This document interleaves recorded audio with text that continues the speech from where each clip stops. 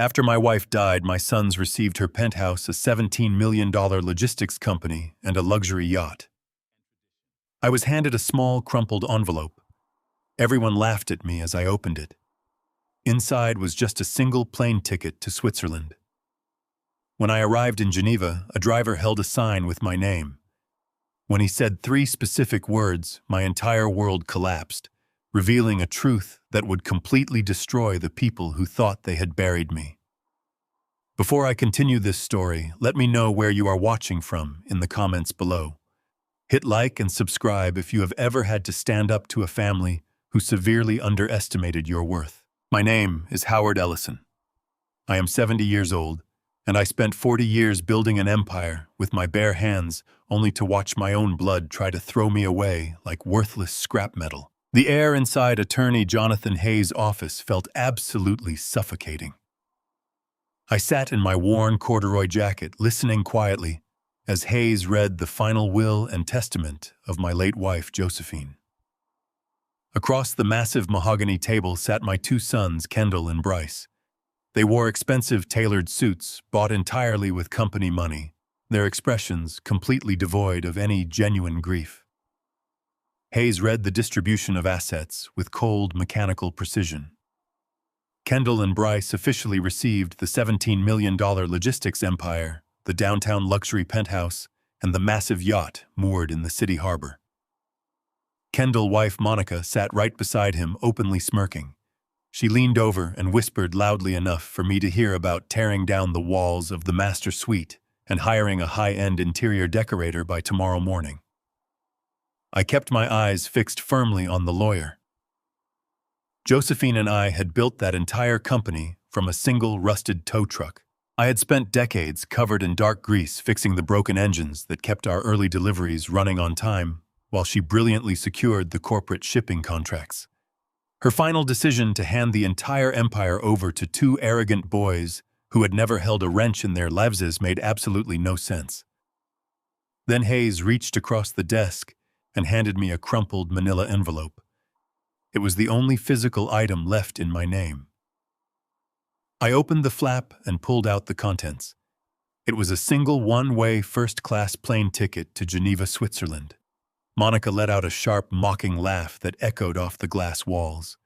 She pointed directly at the ticket, loudly declaring that my lifetime of blue-collar devotion had yielded nothing but a pathetic sympathy vacation to get me out of their way. Bryce chuckled softly, shaking his head at the old mechanic who had just been legally erased from his own legacy. The mocking laughter died down quickly, replaced instantly by a cold, calculated aggression. Kendall leaned aggressively across the heavy mahogany table and extended his open palm toward me. He did not offer a single word of comfort for the mother he had just buried a few days prior. Instead, he demanded the keys to the penthouse right then and there.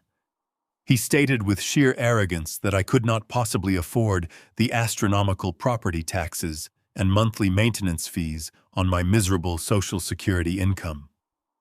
I looked at the son I had raised, seeing nothing but a greedy stranger entirely consumed by his sudden, unearned inheritance. Bryce sat silently next to him, offering no defense for his father, perfectly complicit in the eviction. Before I could even formulate a response, Monica reached into her designer handbag and slid a glossy brochure across the polished wood. It stopped right in front of my calloused hands. The cover displayed a dreary state-subsidized senior care facility. She insisted in a sickly sweet, venomous tone that this place was absolutely best for a man of my rapidly declining cognitive state.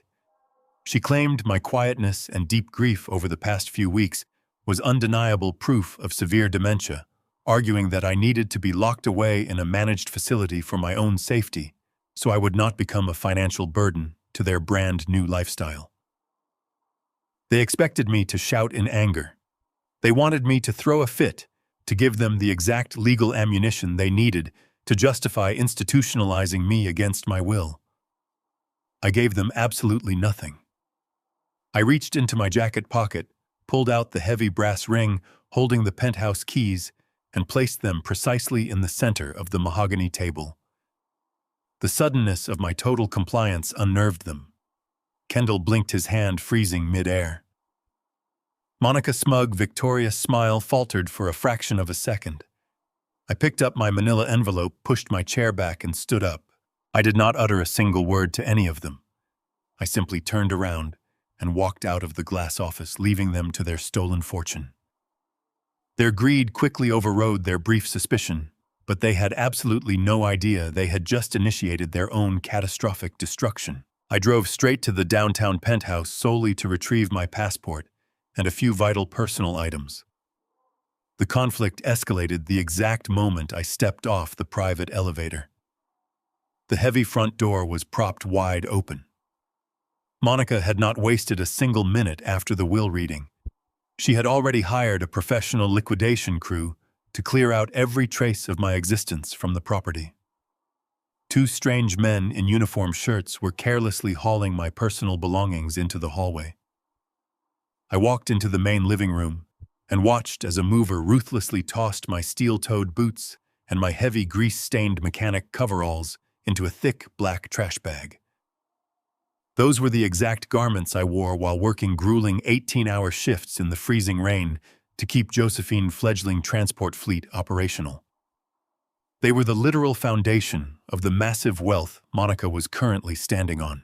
She stood by the floor-to-ceiling windows, impatiently directing the workers to throw away my antique tools and my old handwritten maintenance journals.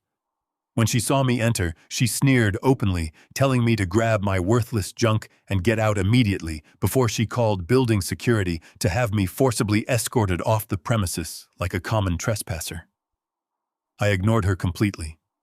Her toxic insults bounced off me like rain on a windshield. I walked directly into the master bedroom, ignoring the chaotic destruction happening around me. I pulled my passport from the hidden floor safe behind the wooden wardrobe. I packed a single worn leather duffel bag with a few changes of clothes and my essential identification documents. I did not look at the expensive artwork on the walls or the luxury furniture we had purchased together. None of it mattered anymore. My flight to Geneva was scheduled to leave in exactly 3 hours. I slung the heavy duffel bag over my shoulder and walked back through the crowded living room. Monica yelled after me, demanding to know exactly when I was leaving the country so she could officially change the electronic security codes. I stepped into the elevator and pressed the lobby button, staring straight ahead as the metal doors slid shut, leaving my entirely ungrateful family behind. I was walking into the absolute unknown, armed with nothing but a plane ticket and the unwavering certainty that my brilliant wife never did anything without a flawless strategy. The roar of the jet engines provided a steady backdrop to the chaos churning in my mind. I stared out the thick acrylic window at the jagged peaks of the Swiss Alps piercing the cloud line.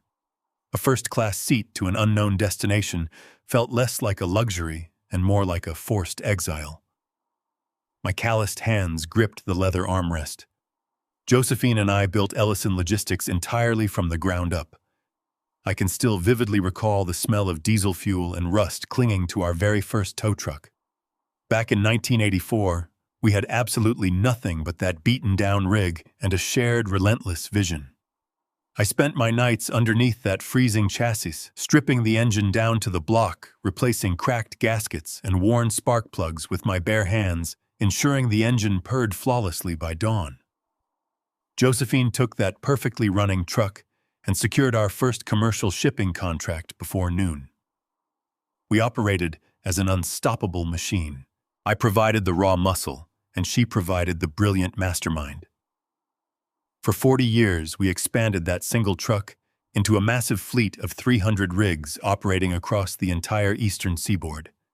I personally knew every mechanic, every driver, and every delivery route.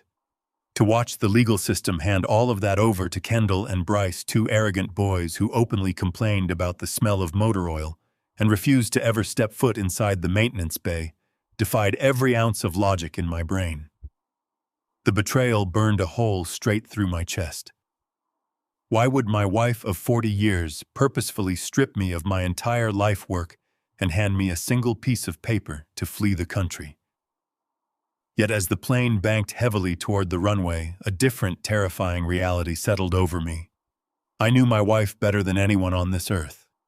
Josephine was a brilliant, highly calculating woman. She never made a single move out of mere sentimentality, and she never acted without a flawless, ruthless strategy. If she gave my sons the empire and sent me away across the globe, she was not discarding me. She was actively protecting me from something catastrophic. The landing gear deployed with a heavy thud, matching the sudden grim certainty taking root deep in my gut.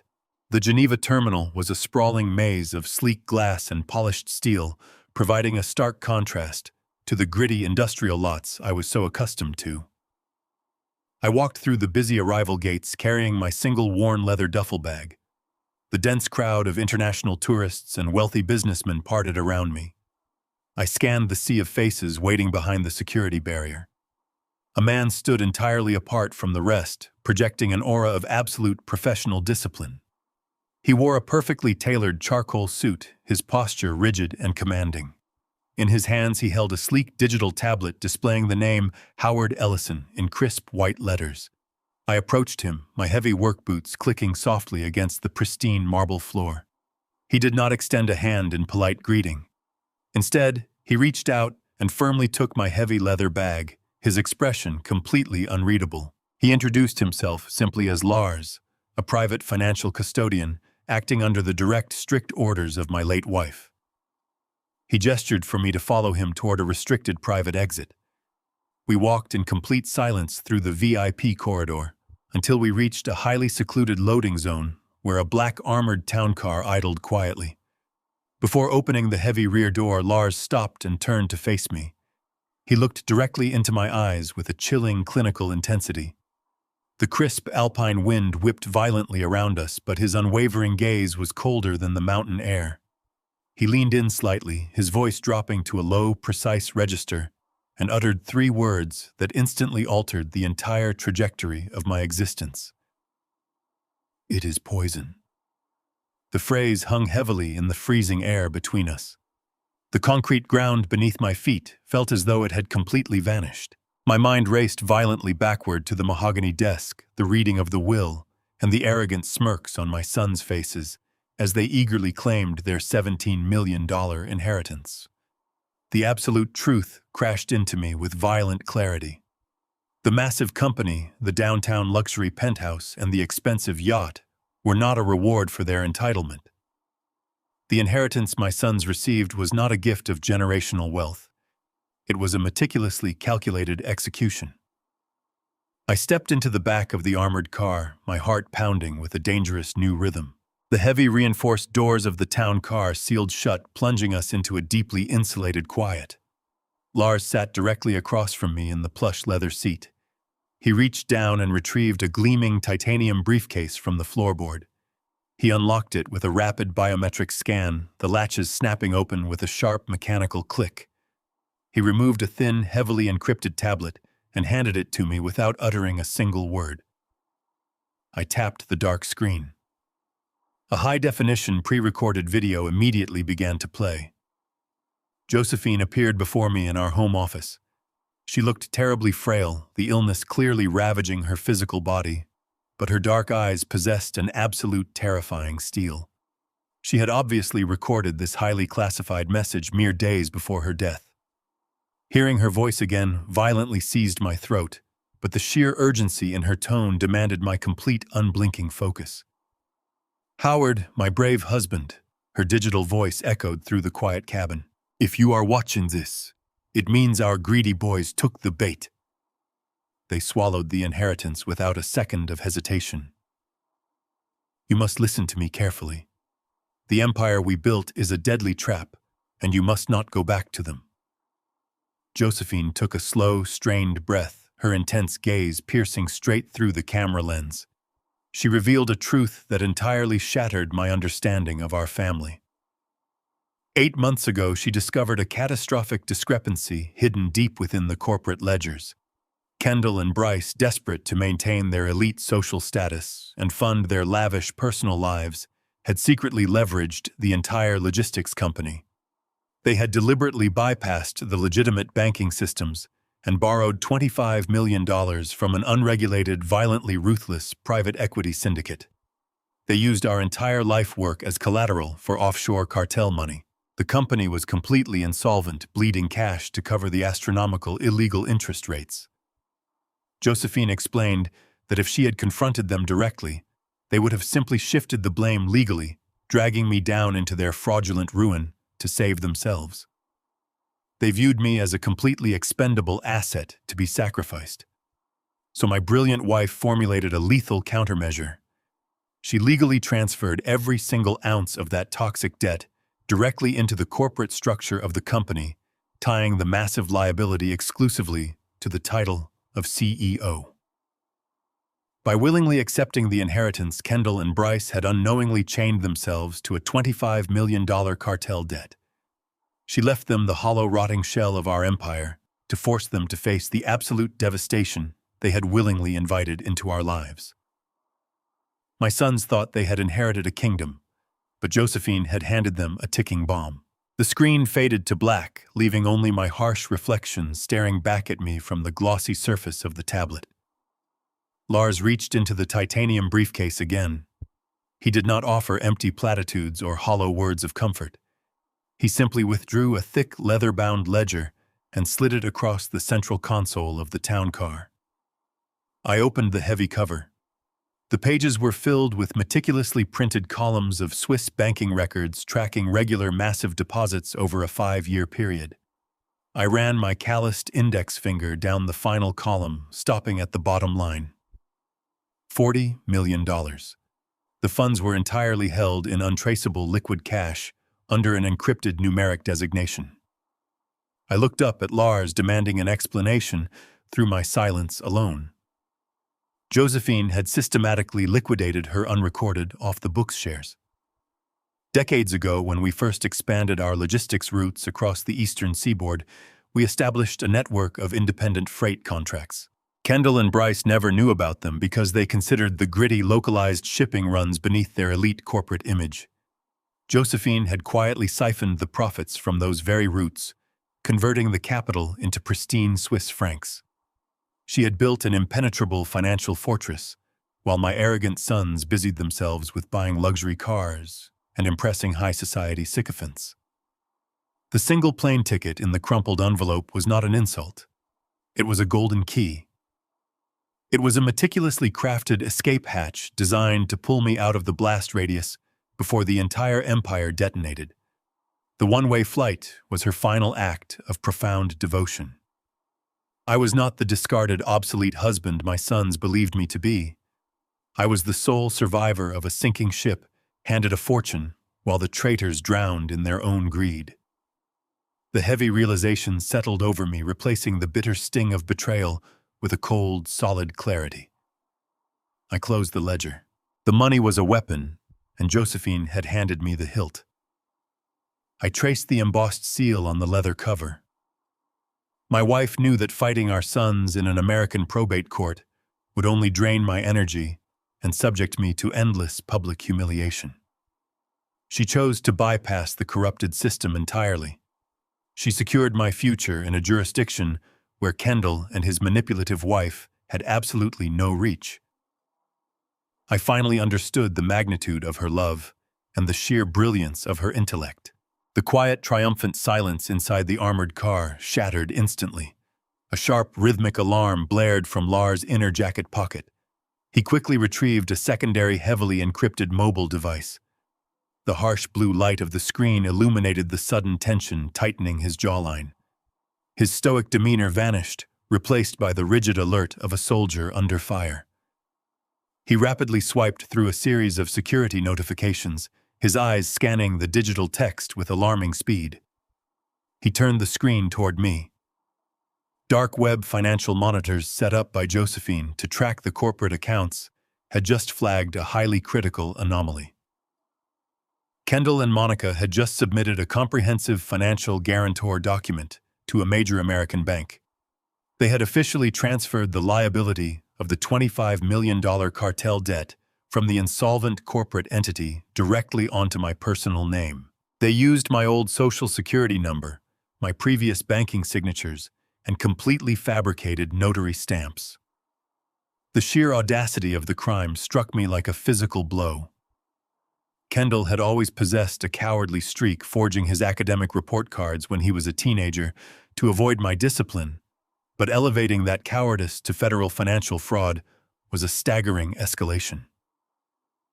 The unregulated private equity syndicate holding the debt did not care about the legality of the paperwork. They were ruthless offshore enforcers who operated entirely outside the boundaries of the law. They only cared that a living, breathing person was now listed as the primary target for collection. The moment Kendall pushed that document through the banking portal, he effectively placed a massive bounty on my head. Monica's cruel smirk in the lawyer office suddenly made perfect, horrifying sense. She was not just mocking my eviction from the penthouse. She was celebrating the fact that they had successfully shifted the cartel guillotine away from their own necks and positioned it directly over mine. The private equity enforcers now possessed my full legal identity, my previous addresses, and the perceived legal right to seize my remaining assets or end my life to balance their ledgers. I stared at the flashing red alert on Lars' screen. My sons did not just steal my company to fund their lavish vanity. They actively engineered my destruction to shield themselves from the violent consequences of their own catastrophic stupidity. The threat was no longer a theoretical corporate bankruptcy. It was an immediate lethal danger. I handed the device back to Lars, the leather seats of the town car suddenly feeling like a cage. The original plan dictated that I remain hidden in the pristine safety of the Swiss Alps, living out my remaining years in quiet luxury, while Kendall and Bryce faced the brutal fallout of their insolvency.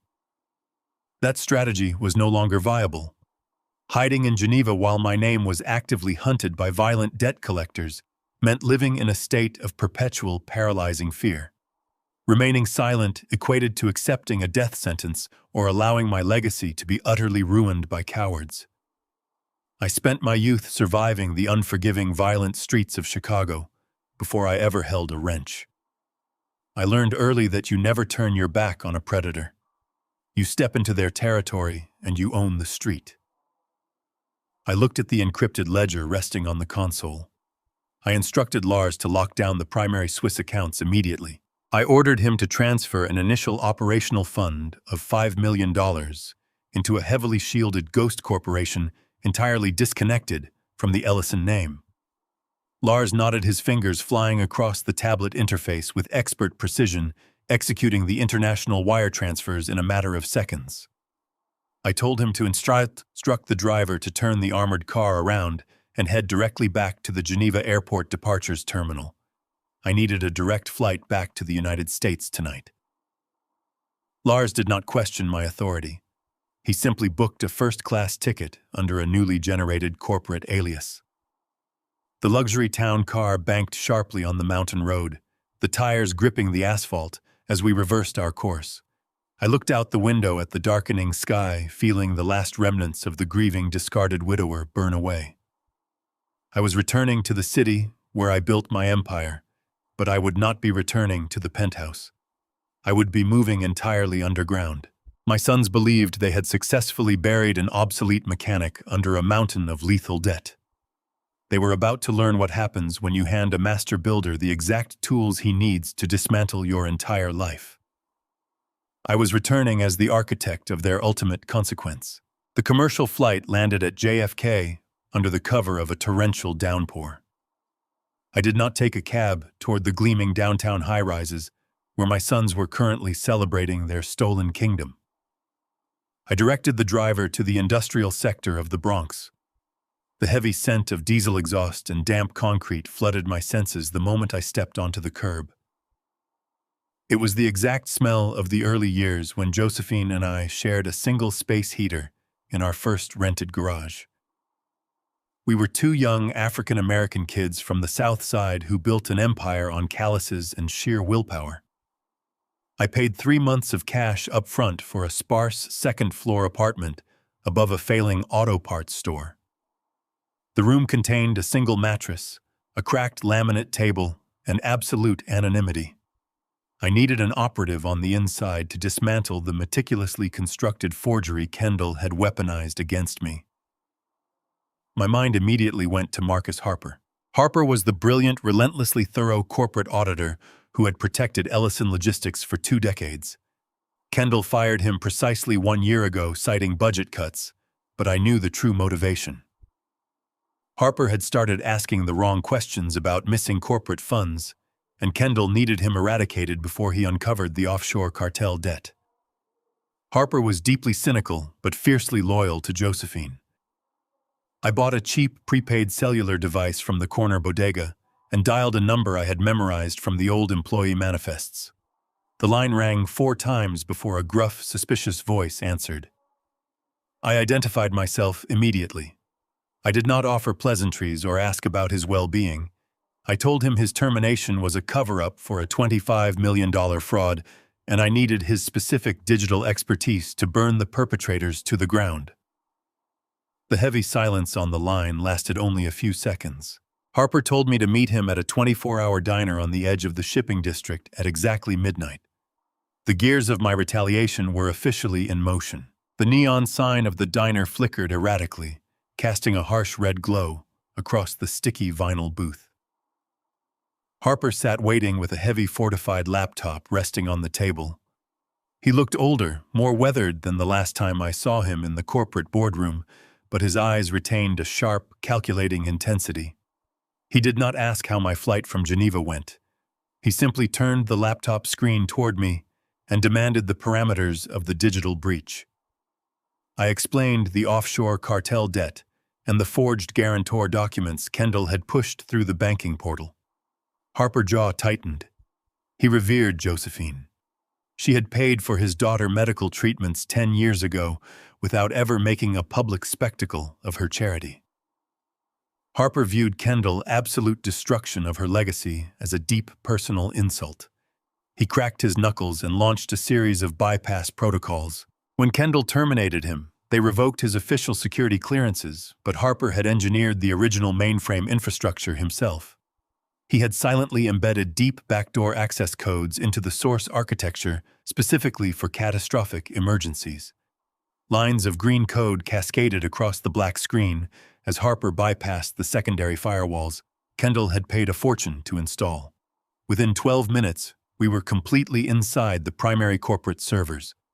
Harper's fingers flew across the keyboard, isolating the encrypted communications between Kendall and the banking executives. He pulled up a specific PDF file and enlarged it on the screen. There it was in high definition, a flawless digital recreation of my signature stamped on a binding legal contract transferring $25 million of unregulated cartel debt directly onto my personal Social Security number. The notary seal attached to the document belonged to a man who had been dead for 3 years. Kendall had paid someone handsomely to construct an airtight legal trap, ensuring I would take the absolute fall when the private equity enforcers came to collect their blood money. I stared at the forged ink, feeling a cold, hollow realization. My son had effectively signed my death warrant to shield his own lavish lifestyle. But discovering the forgery was only the first layer of the disaster. Harper continued tearing through the restricted financial archives, mapping the exact trajectory of the stolen funds. Suddenly, his hands stopped moving entirely. He leaned closer to the monitor, his face paling under the harsh diner lights. He bypassed another security tier and opened a highly classified executive calendar. The conflict escalated drastically right before my eyes.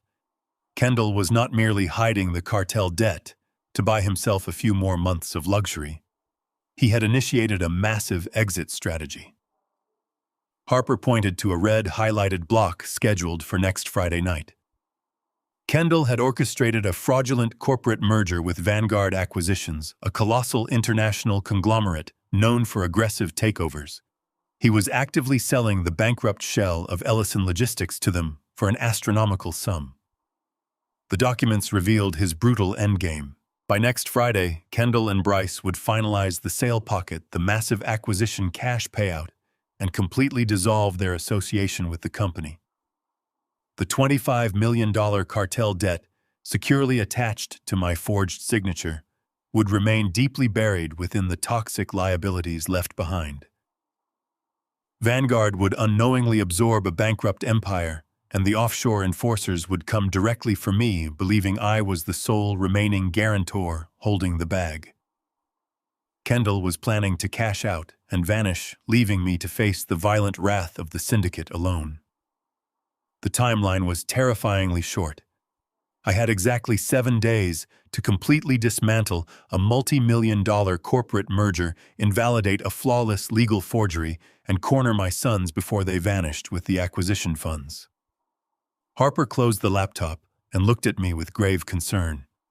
He stated that stopping a merger of this magnitude required insurmountable physical proof and direct confrontation. I drank the last of my bitter coffee and stood up from the booth. I possessed a $40 million war chest secured in Switzerland and the absolute resolve of a man with nothing left to lose. I told Harper to monitor the server activity and await my next signal. The rain had finally stopped by the time I walked back to my sparse second-floor apartment in the Bronx. I climbed the narrow concrete stairwell, my mind rapidly calculating the timeline Harper and I had just established. I reached the landing and stopped dead in my tracks. The heavy wooden door to my unit was violently splintered near the deadbolt. It hung slightly ajar, casting a harsh sliver of yellow light into the dim hallway. I pushed the door open and stepped inside the cramped space. Monica stood precisely in the center of the room, her expensive designer heels digging into the peeling cheap linoleum floor. She looked around the bare walls with an expression of sheer, absolute disgust. Kendall stood right behind her, his arms crossed tightly over his tailored suit. The air in the tiny apartment immediately became suffocating. They had not come to check on my well-being. I looked at the cheap prepaid phone resting on the cracked laminate table. I had meticulously bypassed the corporate security grids, but I had critically underestimated their immediate desperation. Kendall noticed my gaze and offered a smug, deeply arrogant smile. He proudly explained that he had simply pinged the geolocation tracking software embedded in my original mobile device right before I managed to destroy the primary SIM card. He had traced my digital footprint directly to this dilapidated industrial sector. They had hired local muscle to kick the door in, waiting patiently for my return. The raw invasion of my sanctuary did not spark a sudden outburst of rage. It merely solidified the cold, mechanical reality of my current situation. My son had hunted me down not to offer an apology for forging my signature on a lethal cartel debt, but to extract whatever remaining value he could scavenge from my existence. I stood by the shattered doorway, staring at the two interlopers who had completely invaded my anonymous refuge. I did not ask them how they found me or demand that they leave. I simply waited in complete silence, allowing their mounting anxiety to fill the small room. Kendall shifted his weight uncomfortably under my unwavering stare, but Monica stepped forward, radiating a toxic, entitled fury. The physical breach of my safe house was merely the opening maneuver of their sudden, desperate ambush. Monica marched directly up to the cracked laminate table and slammed a thick stack of legal documents onto the surface. The heavy thud echoed sharply in the small apartment. She demanded in a shrill, commanding tone that I immediately sign the paperwork. I looked down at the top page. It was an expedited pension release form. They were actively attempting to liquidate the union retirement fund I had built over 40 years of backbreaking manual labor. Kendall stepped out from the shadows of the corner, attempting to project an air of legitimate corporate authority. He stated that the company was facing a slight temporary liquidity crisis, and he required my personal retirement funds to secure the final stages of a highly lucrative business deal. He casually explained that the Vanguard merger required a few strategic bribes to clear the final regulatory inspectors by next Friday. He was standing in my apartment, openly admitting to corporate bribery and extortion, demanding I finance his criminal enterprise with my life savings. He promised to repay the union fund with substantial interest the moment the acquisition cash cleared the banking system. I knew the absolute truth. The Vanguard payout was his personal escape fund, and the moment it cleared, he would vanish entirely, leaving me to be slaughtered by the private equity syndicate. I remained absolutely silent. I did not raise my voice or offer a single syllable of argument. I simply stared at the documents, and then looked directly into Monica's eyes. My profound silence acted as a mirror, reflecting their pathetic desperation back at them. When I refused to even acknowledge the pen, she shoved toward me. Monica carefully constructed high society facade, completely disintegrated. Her face contorted into an ugly mask of pure, unadulterated rage. She slammed her hands onto the table and began screaming vicious insults. She openly sneered at my African-American heritage, claiming that my decades of manual labor proved I was far too primitive to comprehend the complexities of high finance. She shouted that I was nothing but an obsolete, grease-stained mechanic who was actively trying to sabotage her husband, brilliant corporate maneuver out of sheer ignorant spite. She demanded I surrender the money, insisting that my retirement fund was entirely worthless in the hands of an old man who belonged in a nursing home. Her bigoted outburst echoed off the bare walls, fully exposing the deep-seated racist contempt she had harbored for me since the day Kendall brought her into our family. She viewed me as entirely subhuman, a mere financial resource meant to be drained and discarded. I did not react to her racist venom. I slowly reached out and placed my calloused hand firmly on the stack of pension release forms. I slid the paperwork directly back across the table, pushing it off the edge so it scattered onto the cheap linoleum floor at her feet. My expression was carved entirely from stone. I communicated my absolute refusal without uttering a single word. Monica stared at the fallen papers, her chest heaving with furious indignation. She abruptly pulled her polished smartphone from her designer purse. She glared at me with an expression of pure malice and dialed a number, placing the device loudly on speakerphone. A crisp, professional voice answered the line immediately. Monica addressed the man as Dr. Sterling, a corrupt private physician she held on retainer for her wealthy socialite acquaintances. She spoke with a fake, dramatically trembling voice, fabricating a story of my sudden, violent mental decline. She officially scheduled an emergency psychiatric evaluation for the very next morning. She explicitly told the physician that my complete refusal to assist my own son during a minor financial transition was undeniable proof of severe aggressive dementia. She requested a full medical team to arrive at my location to secure me for an involuntary hold. She terminated the call and dropped the phone back into her purse. She stepped right up to my face, her voice dropping to a harsh, lethal whisper. She stated that if I did not sign the pension release forms by tomorrow morning, they would use the corrupt physician to legally declare me mentally incompetent. They would have me forcibly dragged out of the apartment in a straitjacket, locked inside a state institutional facility, and legally strip my retirement funds by force using a court-appointed guardianship. Kendall stood silently by the door, watching his wife threaten to permanently destroy my freedom. He offered no objection, completely endorsing her brutal extortion. They turned away, leaving the scattered documents on the floor. Monica stepped over the threshold, her designer heels clicking sharply against the concrete stairs as they descended into the night. They left me standing alone in the center of the safe house, entirely confident that they had successfully cornered a helpless old man. They believed the threat of a psychiatric ward would finally break my resolve and force my submission. They had absolutely no idea they had just handed me the exact mechanism I needed to execute their total destruction. I cannot fight a fabricated psychiatric hold defensively. Waiting in that cramped apartment for a corrupt medical team to kick down my door is a guaranteed losing strategy. Defensive maneuvers only delay the inevitable. If I want to dismantle Kendall-manufactured trap, I must strike directly at the root of his stolen power. The fake guarantor document tying me to the deadly $25 million private equity debt is the absolute center of his leverage. To destroy that leverage, I need to break the man who legitimized the forgery. Early the next morning, hours before Monica, private physician, is scheduled to arrive at my safe house, I walk out into the freezing pre-dawn air. I navigate the city transit system, leaving the gritty industrial sector far behind. By 8 o'clock, I am standing on the polished marble floors of the downtown financial district. I walk directly into the flagship corporate branch of Gregory Croft. Croft is the senior bank manager who intentionally approved Kendall fabricated documents. He is the bureaucratic gatekeeper who rubber-stamped my death sentence without a second thought. The bank lobby is a sprawling monument to wealth filled with glass partitions, leather waiting chairs, and quiet, respectful whispers. It is a world that systematically ignores men who look like me.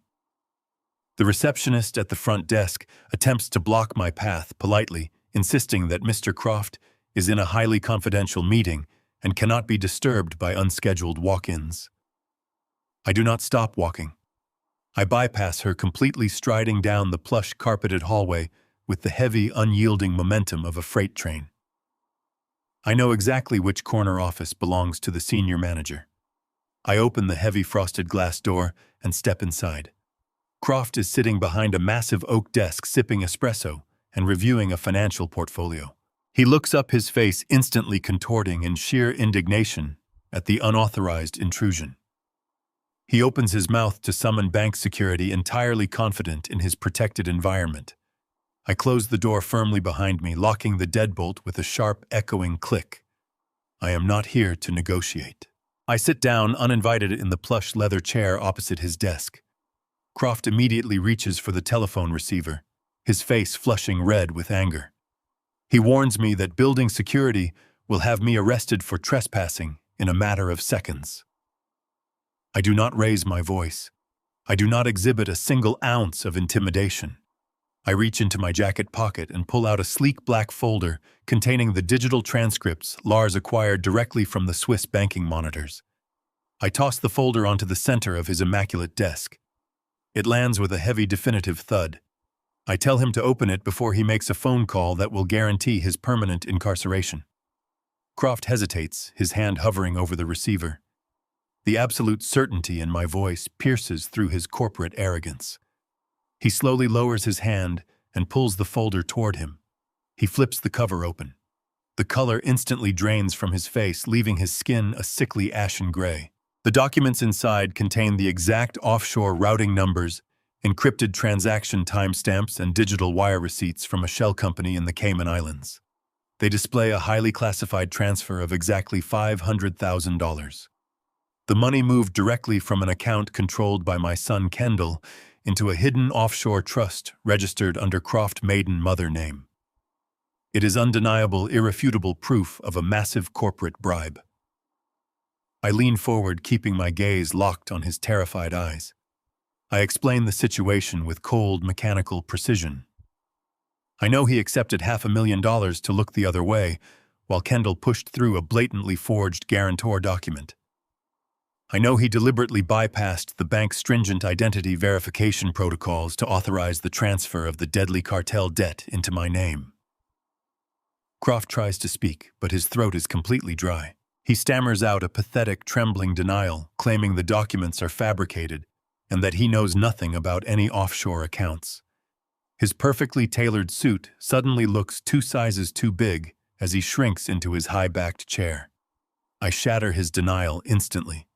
I recite the exact IP addresses used to access the Cayman portal from his personal home computer. I detail the dates and times he logged in to verify the bribe. The illusion of his untouchable status evaporates entirely. He is a corrupt, greedy man who thought he could sell an old mechanic life for a quick payout without ever facing the consequences. He realizes with crushing clarity that I am holding the definitive proof of his federal crimes. I reach into my pocket one final time. I pull out a small metallic digital voice recorder and slide it across the polished oak desk. It stops precisely next to the damning financial printouts. I press the red recording button. The tiny LED light blinks, capturing the dead silence in the room. I give Croft his absolute final ultimatum. I inform him that he has exactly 60 seconds to detail every single aspect of the corporate forgery on tape. He must thoroughly explain how Kendall bribed him, how they forged my signature to transfer the private equity debt, and how they are currently using that fake insolvency to push through the massive fraudulent Vanguard Group merger next Friday. I state clearly that if he refuses to speak, or if he attempts to lie, the Swiss tracking codes and the Cayman wire transfers will be emailed directly to the Federal Bureau of Investigation, the SEC, and his own bank internal fraud division before I even leave the building. The ticking clock begins. Croft begins to sweat profusely. Large beads of perspiration roll down his forehead, soaking the collar of his expensive shirt. His lucrative career, his pristine reputation, and his freedom flash before his eyes. He looks at the blinking red light of the recorder, realizing he is completely trapped. The corporate predator has been expertly cornered by the prey he underestimated. With 15 seconds left on my silent countdown, Croft completely breaks. His shoulders slump in total defeat. He leans toward the microphone and begins to speak. His voice shakes uncontrollably as he confesses every dirty detail. He names Kendall. He names Bryce. He details the exact timeline of the forgery, confirming my signature was digitally replicated. He exposes the impending Vanguard acquisition, verifying that the entire merger is a calculated scheme to dump the toxic cartel debt on me while my sons escape with millions. I sit perfectly still, listening to the flawless execution of his confession. When he finally finishes weeping quietly into his hands, I reach across the desk. I pick up the digital recorder, stop the track, and slip it back into my pocket. I leave the copied Swiss documents on his desk as a permanent reminder of his vulnerability. I stand up, unlock the office door, and walk out of the bank. I now possess the exact weapon I need to dismantle their entire empire. The heavy glass doors of the downtown financial district closed behind me, sealing Croft and his pathetic weeping inside his gilded cage. The freezing morning air hit my face instantly, clearing my mind. I buttoned my wool coat, feeling the solid, comforting weight of the digital recorder resting in my pocket.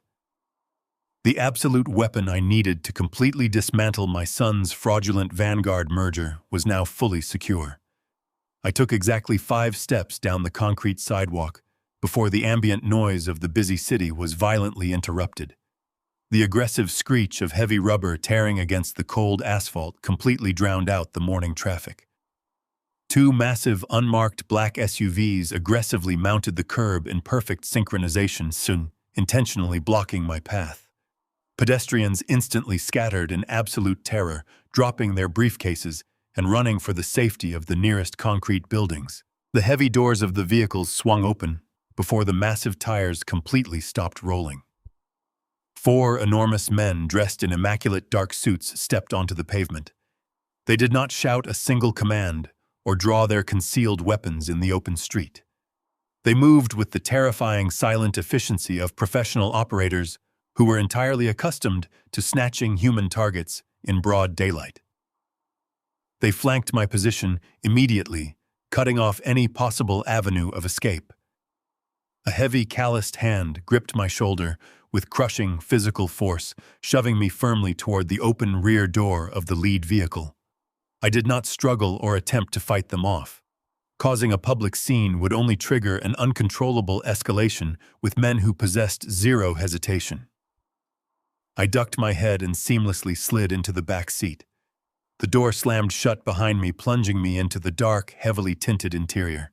The vehicle accelerated violently, merging back into the chaotic city traffic, leaving my brief moment of victory behind on the pavement. Kendall's expertly forged documents had functioned exactly as he intended.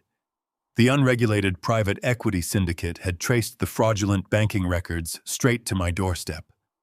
They did not care about verifying the authenticity of the signatures or conducting a thorough legal review of the broken corporate structure. They possessed a binding document holding me completely responsible for a massive defaulted loan, and they were coming to collect their pound of flesh.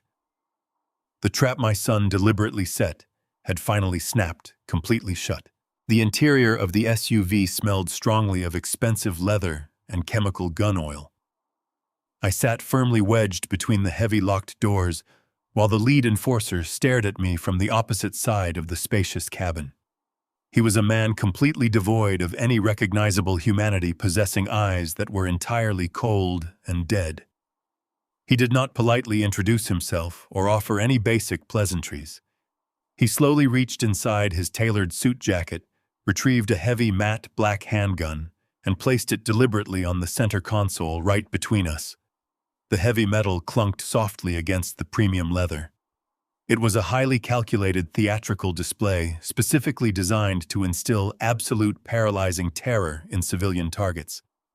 He leaned forward aggressively, invading my personal space, and informed me that I was now legally and entirely responsible for a $25 million deficit. He clearly explained that my son Kendall had officially transferred the entire corporate liability onto my personal name, and the syndicate required immediate full restitution. He did not care about the familial betrayal or the blatant digital forgery. He only cared about balancing the massive ledger.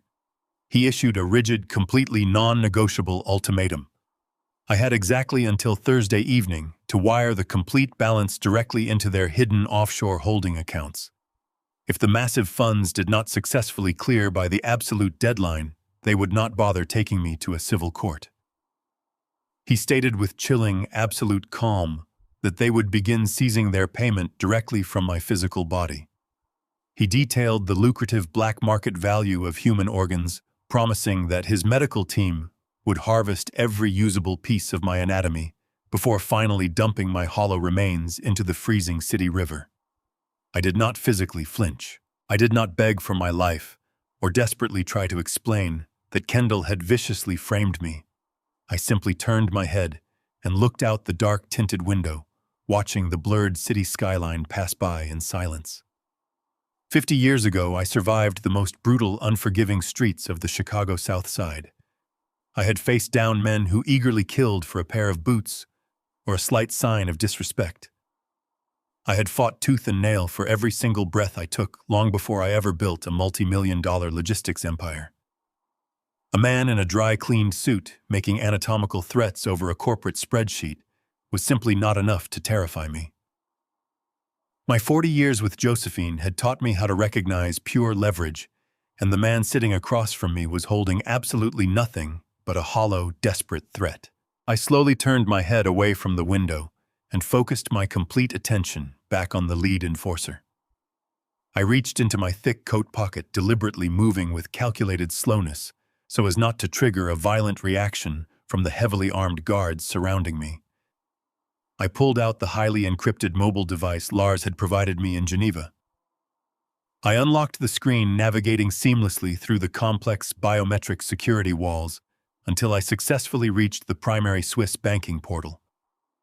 I turned the glowing digital device around and slid it across the center console, stopping it right next to the loaded black handgun. I instructed the ruthless collector to look closely at the bottom line. He glanced down, his dead eyes widening slightly as his brain actively processed the verified digital proof of exactly $40 million in untraceable liquid cash. I did not ask for a pathetic payment extension or plead for unwarranted mercy. I made a ruthless, immediate business proposal.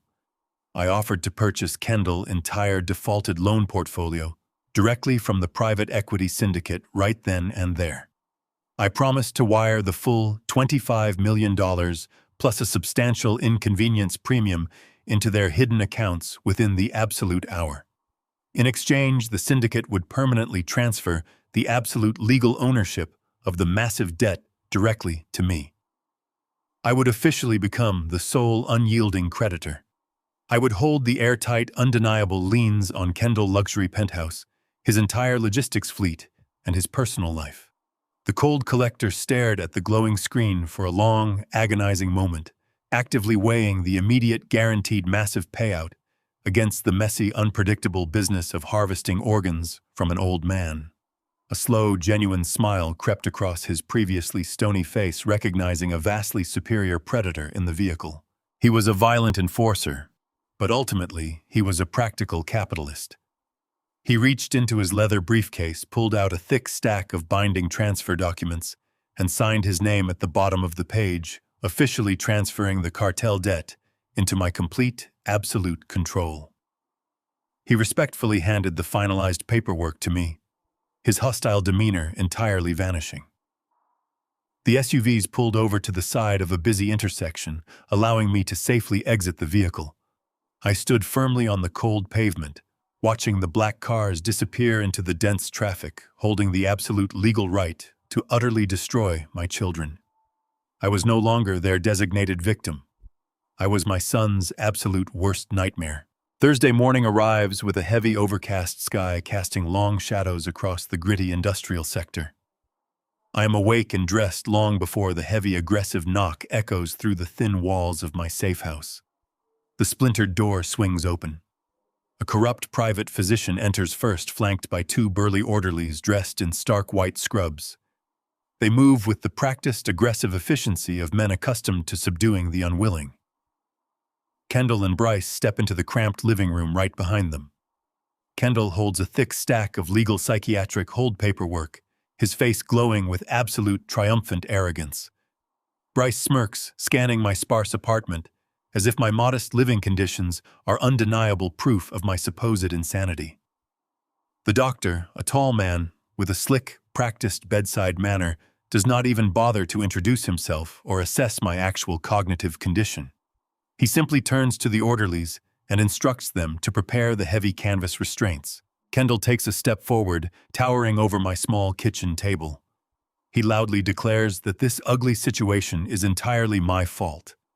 He claims that if I had just signed over the union pension fund and cooperated with the family vision, he would not have been forced to take such tragic medical measures. Monica is conspicuously absent, likely too busy shopping for the upcoming gala to witness the dirty work she orchestrated, leaving her husband to execute the final blow. I remain entirely seated watching them, with absolute detached silence. My refusal to speak or argue feeds directly into their fabricated narrative. Bryce openly laughs, pointing at me and telling the doctor that I am completely paralyzed by fear, completely detached from reality. They assume my stillness is the pathetic resignation of a broken, senile old man who has finally realized he is entirely powerless. The orderlies step closer, pulling heavy canvas straps from their pockets to bind my arms. The doctor snaps a pair of latex gloves onto his hands and retrieves a pre-filled syringe from his black medical bag, casually mentioning that a mild sedative will make the transit to the locked psychiatric ward much smoother for everyone involved. They are seconds away from legally erasing my freedom and locking me in a padded cell to steal my identity. I pick up my ceramic mug and take a slow, deliberate sip of my black coffee. The dark liquid is perfectly hot and bitter, grounding my senses. The orderlies hesitate for a fraction of a second, visibly confused by my complete lack of physical resistance or panic. The doctor steps right up to the edge of the cheap laminate table, raising the syringe to tap the air bubble from the needle. He tells me in a sickeningly soothing voice to just relax and let the medicine do its work. I set my coffee mug down with a quiet thud. I reach into the inside pocket of my jacket, resting on the adjacent chair, and withdraw a pristine, heavy manila folder. I do not hand it to my sons, who are eagerly waiting for my surrender. I extend my arm and press the folder directly against the doctor's chest, forcing him to take it or drop his loaded syringe. He glares at me, annoyed by the delay, but his professional curiosity forces his free hand to open the cover.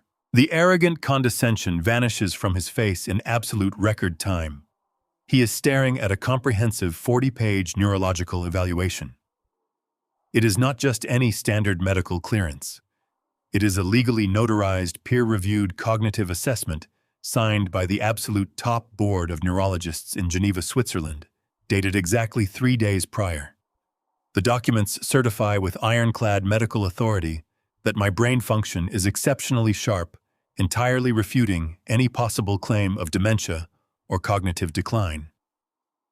The doctor's eyes dart frantically across the gold notary seals and the prestigious hospital letterheads. He knows instantly that any psychiatric hold he signs today will be immediately challenged and destroyed by an international medical board.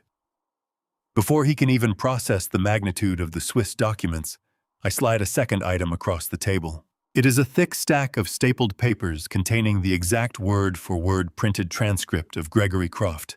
Desperate confession. I suggest the doctor read the highlighted paragraphs on the second page. His eyes scan the text detailing the massive corporate bribery, the forged signatures, and the deadly offshore cartel debt my sons are desperately trying to cover up. I watched the realization hit him with the force of a speeding train. He is not participating in a tragic family health intervention. He has been hired to execute a federal kidnapping to facilitate a multi-million-dollar corporate fraud. The syringe in his right hand begins to tremble violently.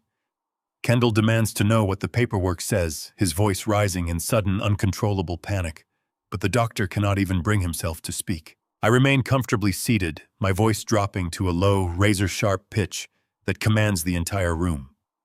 I inform the physician that if he attempts to inject me with that sedative, or if he signs his name to Monica fraudulent psychiatric hold, he will not just lose his lucrative medical license. I guarantee him that he will be actively indicted for federal medical fraud kidnapping and criminal conspiracy right alongside Gregory Croft and my 2 sons. I assure him that my Swiss legal team has already prepared the injunctions, and the federal authorities are simply waiting for him to make a single wrong move. The doctor turns entirely pale, his skin taking on a sickening, translucent hue. He drops the syringe onto the linoleum floor, where it shatters, spilling clear liquid across the cheap tiles. He shoves the Geneva documents back onto my table, mutters a frantic, terrified apology directly to me, and sprints out of the apartment as if the room is on fire. The 2 burly orderlies share a single, confused, panicked look before turning on their heels and following him straight out the door into the morning air. The entire medical strike team vanishes in under 30 seconds. Kendall and Bryce are left standing completely alone in my kitchen, their primary weapon entirely neutralized. Bryce backs away toward the shattered doorway, his eyes wide with the sudden, terrifying realization that they are completely outmatched by the man they thought was a primitive mechanic. Kendall's face twists into a mask of pure, unadulterated frustration. He screams at the top of his lungs, kicking the nearest chair so hard it splinters against the kitchen wall. He realizes his absolute leverage is gone, and he cannot force me into submission or steal my retirement funds. He points a shaking finger at my face, his voice cracking with spiteful, desperate rage. He loudly declares that none of this matters because the Vanguard merger is officially happening tomorrow night at the Premier City Hotel. He swears that once the ink dries on that massive contract and the acquisition cash clears the global banking system, my resistance will mean absolutely nothing. He gloats that I will be left holding the cartel debt while they disappear as wealthy kings. He grabs Bryce by the shoulder and they storm out of the apartment, running away from the wreckage of their failed ambush. I sit alone in the quiet room finishing my black coffee. The final trap is fully set, and tomorrow night their entire stolen kingdom will burn to the ground. Friday evening descends on the city with a crisp, biting chill, completely contrasting the suffocating heat of the previous days. The Premier Downtown Hotel stands as a towering monument of glass and steel, radiating warm, golden light into the dark streets. Inside the grand ballroom, Kendall, Bryce, and Monica are hosting a lavish, incredibly opulent gala to publicly celebrate the imminent closing of the Vanguard merger. The massive room is packed shoulder to shoulder with the financial elite of the city. Waiters in crisp white tuxedos circulate continuously through the dense crowd, balancing heavy silver trays loaded with crystal champagne flutes, imported caviar, and rare delicacies.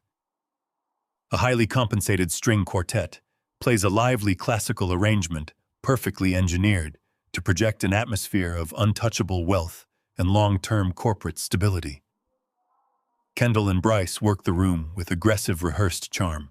They shake hands with senior banking executives and high society investors, projecting the flawless image of brilliant young visionaries who have just orchestrated the acquisition of the decade. They are openly celebrating their monumental theft, entirely convinced that their brutal extortion tactics and the fabricated psychiatric hold have permanently eliminated my interference. Monica glides gracefully through the very center of the ballroom, commanding the absolute attention of the room. She wears a striking $20,000 emerald gown that trails elegantly across the polished marble floor, catching the light of the massive crystal chandeliers above. She parades around the guests like untouchable royalty, laughing loudly at polite jokes and accepting endless congratulations from her wealthy peers.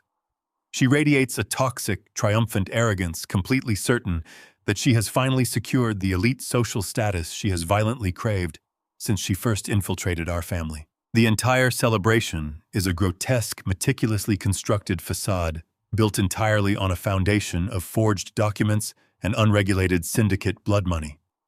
They truly believe they are hours away from cashing out a multi-million-dollar payday, leaving me to physically face the lethal consequences of their criminal enterprise. They drink expensive vintage champagne and eagerly toast to their unearned victory, completely unaware that the ground beneath their designer shoes no longer belongs to them. The gala is not a celebration of their brilliance. It is the elaborate, beautifully decorated stage for their absolute public destruction. I step out of the back of a sleek black town car directly in front of the hotel grand entrance.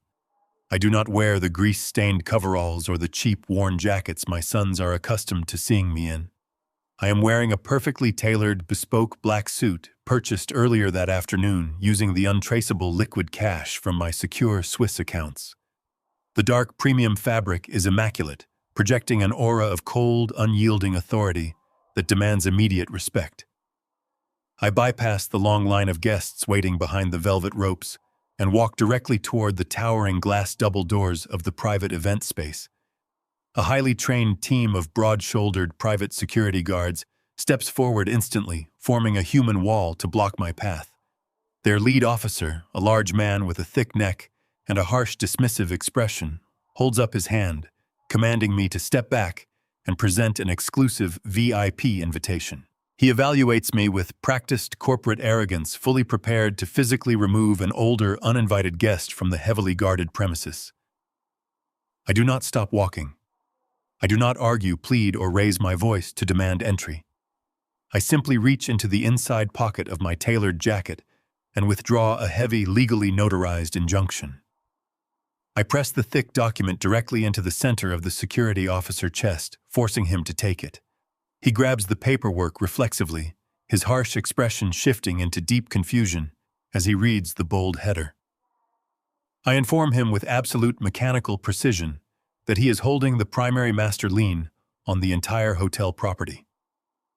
I calmly explain that when I ruthlessly liquidated Kendall private equity debt, I also strategically absorbed the underlying real estate portfolios previously held by the syndicate as collateral. I am not a desperate father attempting to crash a private corporate gala. I am the absolute sole legal owner of the very building they are currently standing in. The security chief's eyes dart frantically across the stamped legal seals and the binding ownership transfers. The arrogant dismissal completely vanishes from his face, replaced immediately by absolute professional deference. He realizes instantly that he is actively blocking his ultimate employer. He quickly folds the document, steps aside immediately, and sharply gestures for his men to clear the entrance. The heavy glass doors swing open. I step onto the polished marble floors of the lobby, leaving the freezing night air behind. I do not look back at the security team. I move through the grand foyer with the lethal, focused momentum of a guided missile. The physical perimeter of Kendall impenetrable fortress has been breached without a single raised voice or wasted movement. I do not enter the main ballroom. I have absolutely no interest in confronting Monica while she parades around the towering champagne fountain or exchanging meaningless pleasantries with the oblivious financial elite gathered below. The true execution of corporate power does not happen on the crowded dance floor. It happens quietly in the soundproofed shadows. I walk directly to the private VIP elevators and confidently press the button for the executive mezzanine. The heavy steel doors open, revealing a quiet, dimly lit corridor overlooking the massive, glittering gala below. I walk slowly down the thick, carpeted hallway, stopping directly in front of the primary glass-walled boardroom. I can see them perfectly through the transparent partition. Kendall sits proudly at the head of the massive mahogany table, his tailored suit jacket unbuttoned, projecting an air of relaxed, absolute victory.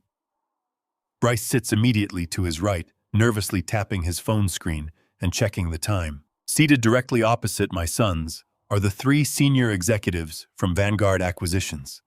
They are older, stern-looking men projecting serious corporate weight, completely unaware that they are minutes away from absorbing a highly toxic, bankrupt shell company saddled with $25 million in lethal cartel debt. The final binding merger contract rests squarely in the center of the polished wood table, an undeniable symbol of my son's imminent escape. Kendall reaches forward, his hand confidently closing around a heavy gold pen. He is literally seconds away from signing his name, securing his massive fraudulent payout, and permanently sealing my death warrant. I do not knock. I firmly grip the heavy brass handle and push the boardroom door wide open. The sharp mechanical click of the latch violently shatters the quiet professional atmosphere of the room. Kendall looks up, his triumphant, arrogant smile instantly freezing into a mask of pure, unadulterated horror. The gold pen hovers motionless an inch above the signature line, his hand suddenly paralyzed by my impossible presence. Bryce drops his smartphone onto the table, his face immediately draining of all color as he stares at me in absolute shock. The Vanguard executives turn around in their plush leather chairs, frowning in deep confusion at the sudden, unauthorized intrusion. I step completely into the room, letting the heavy wooden door click shut behind me, sealing us all inside the executive trap. I look directly into my son, terrified eyes, bringing the inescapable, crushing reality of his total failure directly to his table. The heavy glass door clicks shut behind me, sealing the room in absolute silence. Kendall stops moving entirely. The gold pen hovers a fraction of an inch above the signature line of the massive Vanguard merger contract. His arrogant, triumphant smile shatters into a mask of pure, unadulterated rage. He drops the pen onto the polished mahogany table with a sharp clatter. He immediately stands up, attempting to tower over the room and project his fabricated authority. He points a trembling finger in my direction, ordering me out of the boardroom. He addresses the Vanguard executives with a strained, forced laugh, attempting to salvage the situation. He introduces me as his senile father, claiming I am a severely confused old man who wandered away from my medical caretakers and stumbled into the wrong private event. He shouts for building security to immediately escort me back to my presumed psychiatric facility. His voice cracks, exposing his underlying panic. I do not look at my son. I do not acknowledge his frantic insults or his pathetic attempt to diminish my presence.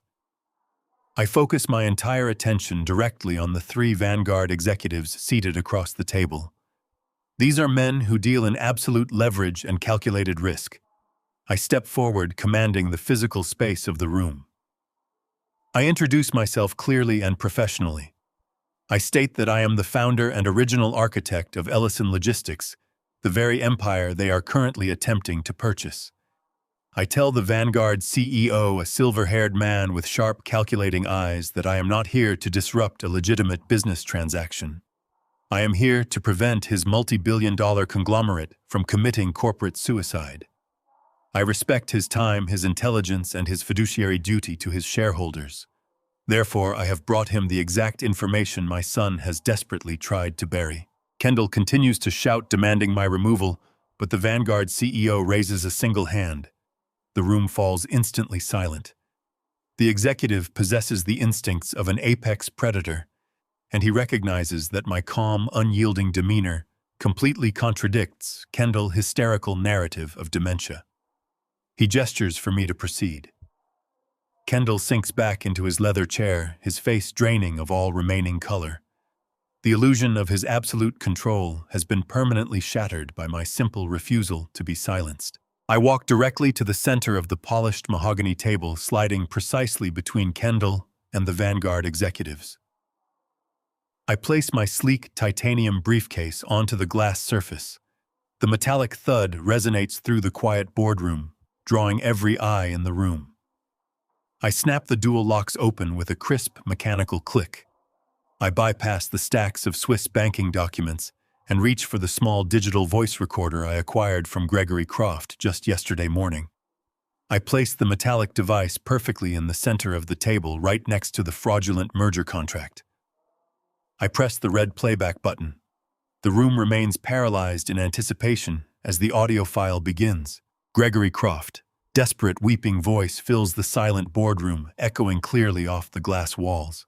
The Vanguard CEO leans forward, his sharp eyes narrowing as he recognizes the voice of the prominent downtown bank manager. The recording plays without interruption, detailing the exact anatomy of Kendall and Bryce's massive financial fraud. Croft confesses to accepting a $500,000 offshore bribe wired directly to a shell company in the Cayman Islands. He explicitly explains how Kendall paid him to deliberately bypass the bank identity verification protocols. He outlines the exact mechanics of the forged guarantor documents, verifying that my signature was digitally replicated to secure an illegal $25 million private equity loan. The most damning revelation follows immediately. Croft's weeping voice clearly explains the true motivation behind the Vanguard acquisition. He confirms on tape that Kendall and Bryce intentionally saddled the bankrupt shell of Ellison Logistics with the toxic, unregulated cartel debt. He outlines their aggressive exit strategy, proving they orchestrated this entire merger simply to dump the lethal financial liability onto Vanguard, while they personally pocketed the massive acquisition payout. The recording exposes the brutal reality that Vanguard is not buying a recovering logistics empire. They are blindly absorbing a $25 million death warrant directly tied to a violent international syndicate. The recording finishes with a sharp click, leaving an oppressive, heavy silence in its wake. I look directly at the Vanguard CEO. I do not need to add any dramatic commentary.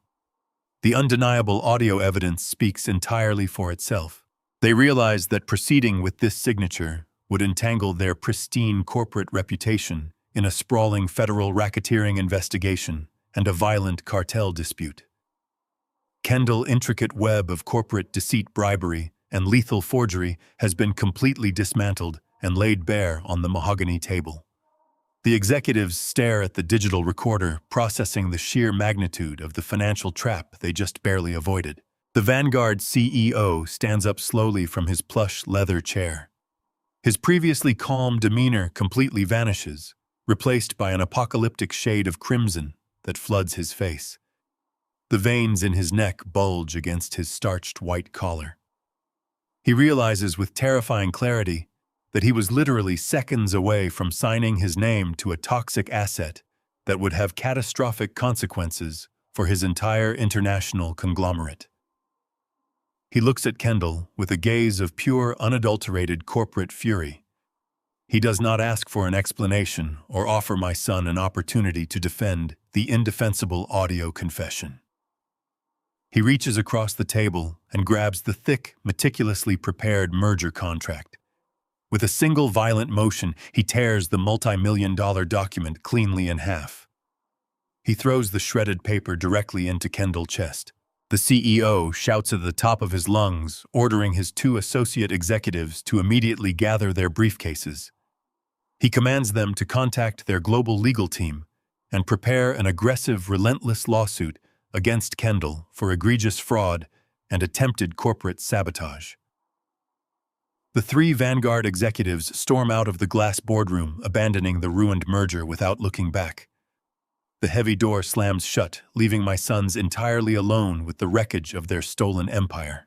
Kendall stares at the torn contract resting on the polished mahogany table. The reality of his absolute failure finally crashes down upon him. The acquisition cash is gone. The offshore cartel debt remains. His freedom is completely compromised. He snaps. A primal, desperate scream rips from his throat. He lunges across the massive table, throwing himself directly at me with his hands outstretched violently, seeking to inflict physical harm. Before he can even cross the distance, Bryce violently intercepts him. Bryce tackles his own brother, driving him hard into the carpeted floor. Bryce pins Kendall down, his eyes wide with sudden, inescapable panic. Bryce knows the private equity syndicate collectors demanded their $25 million by Thursday, and tonight was their absolute last chance to secure the funds. He screams at Kendall to stop fighting, realizing that my ruthless intervention has officially sealed their violent fate. They are now entirely unprotected against the brutal men in the unmarked black SUVs. I stand over them, adjusting the cuffs of my tailored suit, watching their fabricated kingdom burn exactly as I promised. The heavy glass doors of the boardroom swung shut, sealing the three of us in a vacuum of suffocating silence. Kendall lay pinned against the thick carpet, his chest heaving as Bryce held him down. The Vanguard executives were completely gone, taking their multi-billion-dollar lifeline with them. I stood perfectly still, watching the initial wave of realization wash over my sons. Before either of them could speak, Bryce's mobile device began to vibrate violently against the polished mahogany table. A second later, Kendall's phone erupted with a shrill, urgent chime from inside his ruined suit jacket. The digital execution I had meticulously coordinated with Marcus Harper was now actively deploying across the global financial grid. Harper had synchronized the massive data dump of Gregory Croft's desperate audio confession, alongside the verified Cayman routing numbers and the forged Swiss guarantor documents. He transmitted the entire catastrophic package directly to the federal banking authorities, the SEC, and the international fraud divisions precisely as the Vanguard meeting commenced. Kendall shoved Bryce off his chest and scrambled frantically for his phone. His trembling fingers swiped at the screen, bringing up his primary corporate banking application. I watched the reflection of the display illuminate his pale face. The screen flashed a harsh, unyielding red. It displayed a fatal error code indicating a total, absolute asset freeze. Bryce snatched his own device from the table, desperately logging into his personal offshore accounts. He met the exact same digital brick wall. Every single corporate account tied to Ellison Logistics, every hidden Cayman cash, every personal trust fund, and every emergency credit line had been instantly locked down by federal mandate. The swiftness of the bureaucratic guillotine left them completely paralyzed. Kendall frantically typed in alternate passwords and secondary routing numbers, refusing to accept the digital reality staring back at him. The millions of dollars they thought they possessed, the vast empire they had violently stolen from me, had been completely vaporized in a matter of seconds. The impenetrable financial fortress they had built upon my forged signature was now a federal crime scene. They were entirely locked out of their own lives, stripped of every single dollar they needed to maintain their opulent facade. The silence in the room was no longer born of shock, but of absolute paralyzing terror as the financial monitors completely flatlined. The oppressive quiet of the boardroom was violently shattered when the heavy glass doors flew open. Monica burst into the room, her carefully cultivated high society facade entirely obliterated. She was trembling with absolute hysterical rage, her face flushed and her perfectly styled hair disheveled. Her $20,000 emerald gown dragged haphazardly behind her as she marched directly toward Kendall. She did not notice my presence standing quietly in the shadows of the room. She screamed at her husband, her shrill voice echoing sharply off the glass walls, demanding to know exactly what he had done. She loudly detailed her excruciating public destruction without taking a single breath. She had been standing at the very center of the main ballroom bar, parading her unearned wealth and attempting to purchase a massive round of vintage champagne for the city's most elite socialites. When she casually handed the bartender her premium platinum credit card, he ran it through the terminal and politely handed it back. It had been hard declined. She furiously offered 3 backup corporate cards, and every single one was instantly rejected. The terminal had flashed a severe federal lock code brightly enough for the entire surrounding crowd to witness. Her wealthy peers, the very people she desperately sought to impress, had immediately stopped smiling. They whispered behind their crystal flutes and quickly turned away instantly, smelling the undeniable stench of financial ruin.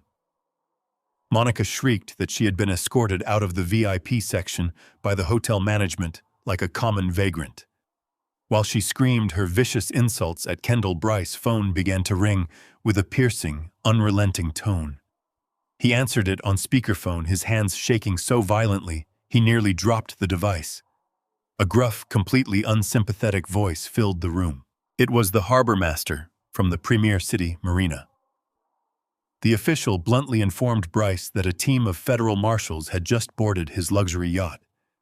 They were currently chaining the massive vessel to the commercial dock and seizing the entire property under an emergency federal warrant for wire fraud and corporate racketeering. The harbor master advised him not to return to the marina unless he wished to be taken into immediate federal custody. Bryce simply let the phone slip from his fingers, allowing it to clatter against the floor.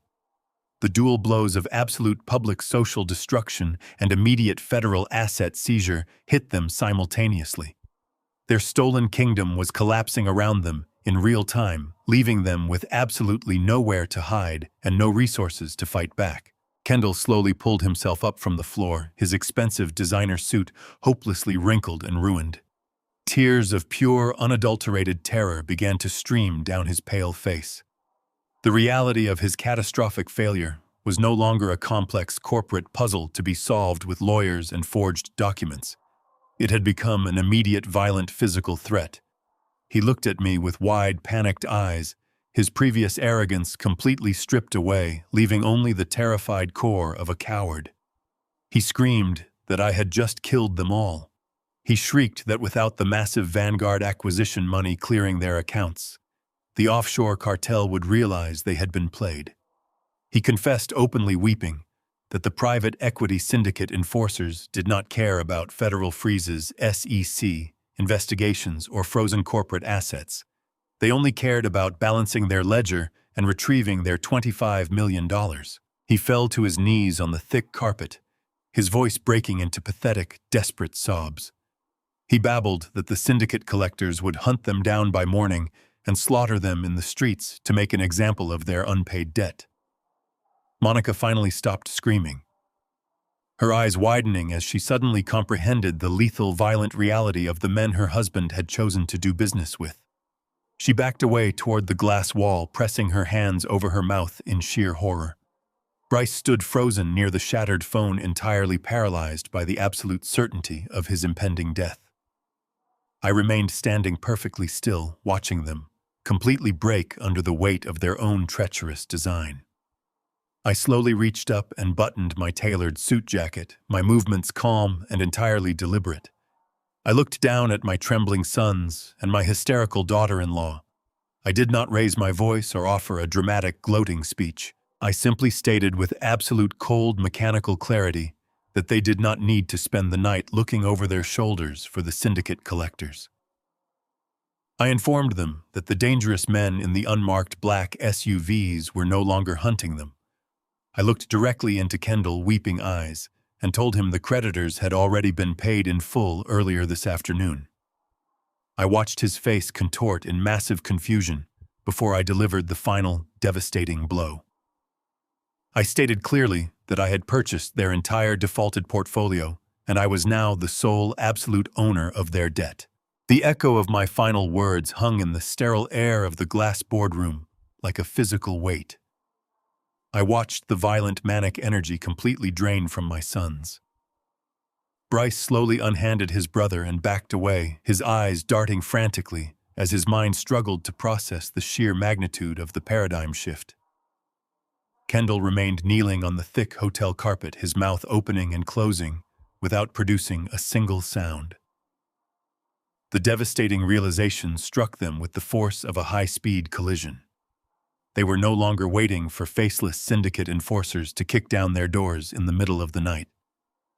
The executioner they feared was standing right in front of them, wearing a bespoke suit and an expression of absolute unyielding resolve. The deep, seething anger that had fueled their entire corporate coup evaporated in an instant, replaced by a crushing, suffocating terror. They had spent months viewing me as an obsolete primitive mechanic, an easy mark to be discarded for a quick payout to save their own skins. Now they stared at a man who held the absolute power of life and death over their entire existence. I did not rush the moment. I allowed the heavy silence to stretch, letting their panic marinate and multiply in the soundproof room. I stepped forward, closing the remaining distance between myself and the polished mahogany table. I reached into my sleek titanium briefcase and withdrew the thick, heavy stack of legal transfer documents the lead syndicate collector had signed in the back of the unmarked SUV. The papers were pristine, bearing the official stamps of the offshore holding accounts and the binding signatures that legally transferred $25 million of unregulated cartel debt directly into my sole possession. I held the stack high enough for both Kendall and Bryce to clearly read the unmistakable red ink of the syndicate ledger. I did not toss the papers casually. I deliberately dropped them directly onto the center of the table, right on top of the shredded pieces of the multi-million-dollar Vanguard merger contract. The heavy thud of the documents striking the glass surface resonated like a judge bringing down a final gavel. The visual poetry was absolute. The wreckage of their fraudulent escape plan was now officially buried underneath the crushing weight of their inescapable reality.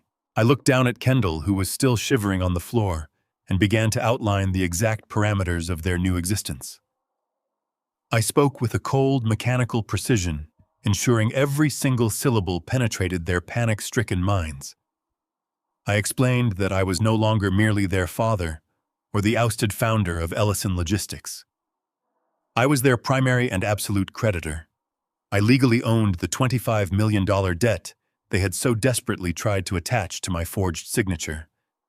I detailed the specific terms of the syndicate transfer agreement, confirming that I now held the irrevocable master liens on every single asset they possessed. I owned the deed to Kendall multi-million-dollar penthouse. I owned the titles to their imported luxury vehicles. I owned the complete operational infrastructure of the company they had tried to sell. Every dollar they thought they had hidden, every corporate account Harper had successfully frozen, and every piece of property they walked upon officially belonged to me. They were completely and legally ruined, stripped of their wealth and their power in a single stroke. Kendall looked up at me, his face slick with tears, and begged to know how I had acquired the massive liquid capital to buy out a cartel syndicate. He demanded to know why Josephine would secretly leave me a fortune while allowing them to inherit a bankrupt company. I delivered the final shattering truth regarding their mother. Josephine was a brilliant, deeply observant woman who loved her children but was never blinded by their greed. She had spent the last 5 years of her life silently watching them operate, realizing they had transformed into selfish, entitled parasites, waiting eagerly to consume her hard-earned legacy. She knew they possessed absolutely no loyalty and no moral compass. I explained that she deliberately left them the poisoned apple. She knowingly allowed them to inherit the hollowed-out corporate shell of Ellison Logistics, completely aware that their arrogant ambition would quickly drive them into unregulated, dangerous debt. She gave them exactly enough rope to hang themselves. Simultaneously, she had quietly diverted $40 million in liquid cash into a highly encrypted Swiss account, granting me the sole access codes. She gave me the absolute antidote to their inevitable treachery. She trusted me to execute the final judgment when their greed finally crossed the line into total betrayal. They were now entirely at my mercy, trapped in the exact prison they had meticulously designed for me. I stood above them, watching the absolute devastation wash over their faces as they realized their own mother had orchestrated their downfall from beyond the grave. Monica had remained pressed against the far glass wall of the boardroom, her eyes wide with shock as the complete annihilation of her social and financial status unfolded before her. She was a woman who dealt exclusively in the currency of wealth, and she processed the brutal information with terrifying speed. She looked at the heavy stack of syndicate transfer documents resting on the table, and then looked down at her husband, shivering pathetically on the floor. She realized instantly that Kendall possessed absolutely nothing. He was completely broke. His pristine credit was frozen, and his name was about to be attached to a sprawling federal fraud indictment. The luxurious high society life he had promised her was permanently eradicated. The transformation in her demeanor was instantaneous and absolute. The fragile, terrified facade she had worn seconds ago vanished entirely, replaced by a vicious, calculating fury. She stepped away from the glass partition and marched directly toward Kendall. She did not offer him a hand to help him up or a single word of comfort. She looked down at him with an expression of pure, unadulterated disgust. She began screaming viciously, her shrill voice slicing through the heavy atmosphere of the room. She shrieked that he was a pathetic failure who had promised her an empire of endless wealth and untouchable status. She verbally eviscerated him, cursing his incompetence and his sheer stupidity for attempting to outmaneuver a man who clearly possessed vastly superior resources. Kendall reached up toward her, his voice cracking, as he desperately pleaded with her to stay, promising that he could still fix the situation. Monica sneered, rejecting his plea with absolute contempt. She grabbed her left hand and violently twisted the massive, flawless diamond engagement ring off her finger. She did not hesitate for a fraction of a second. She threw the heavy ring directly at his chest with all her might. The diamond struck his suit jacket and bounced sharply onto the carpet, settling near his knees. She turned on her expensive designer heels and stormed right out of the boardroom without looking back. The sound of the heavy glass door clicking shut behind her echoed with absolute finality, signaling the complete dissolution of his marriage and his empire. She abandoned him the exact second the money dried up, leaving him utterly broken and completely alone on the floor. The heavy steel doors of the penthouse elevator slide open with a soft mechanical chime. Saturday morning brings a thick, overcast sky that casts a dull gray light through the floor-to-ceiling windows of the sprawling luxury apartment. I step out into the private foyer, accompanied by a team of 3 professional locksmiths, carrying heavy canvas tool bags, and a stern court-appointed bailiff holding a thick stack of finalized eviction orders. The absolute silence in the penthouse is striking completely devoid of the arrogant laughter and clinking champagne glasses that usually echo off the marble floors. I walk past the imported Italian leather sofas and the massive modern art pieces my sons purchased with stolen capital. I find Kendall and Bryce in the center of the expansive living room. They are sitting directly on the hardwood floor, surrounded by a chaotic mess of cheap cardboard boxes and half-stuffed canvas duffel bags. The transformation in their physical appearance is absolute. Their bespoke, tailored suits have been replaced by wrinkled, hooded sweatshirts and faded jeans. They look entirely broken. The aggressive, untouchable arrogance of youth that fueled their corporate coup has been entirely eradicated overnight. Bryce stares blankly at a blank television screen, holding a half-empty bottle of cheap whiskey, his shoulders slumped in absolute defeat. Kendall looks up as my heavy footsteps echo across the room. His eyes are bloodshot and swollen, completely hollowed out by the sheer terror of his new reality. He realizes instantly why the locksmiths are dismantling the front door mechanisms behind me. The legal reality of my total asset seizure is no longer a boardroom threat, but a physical, immediate execution.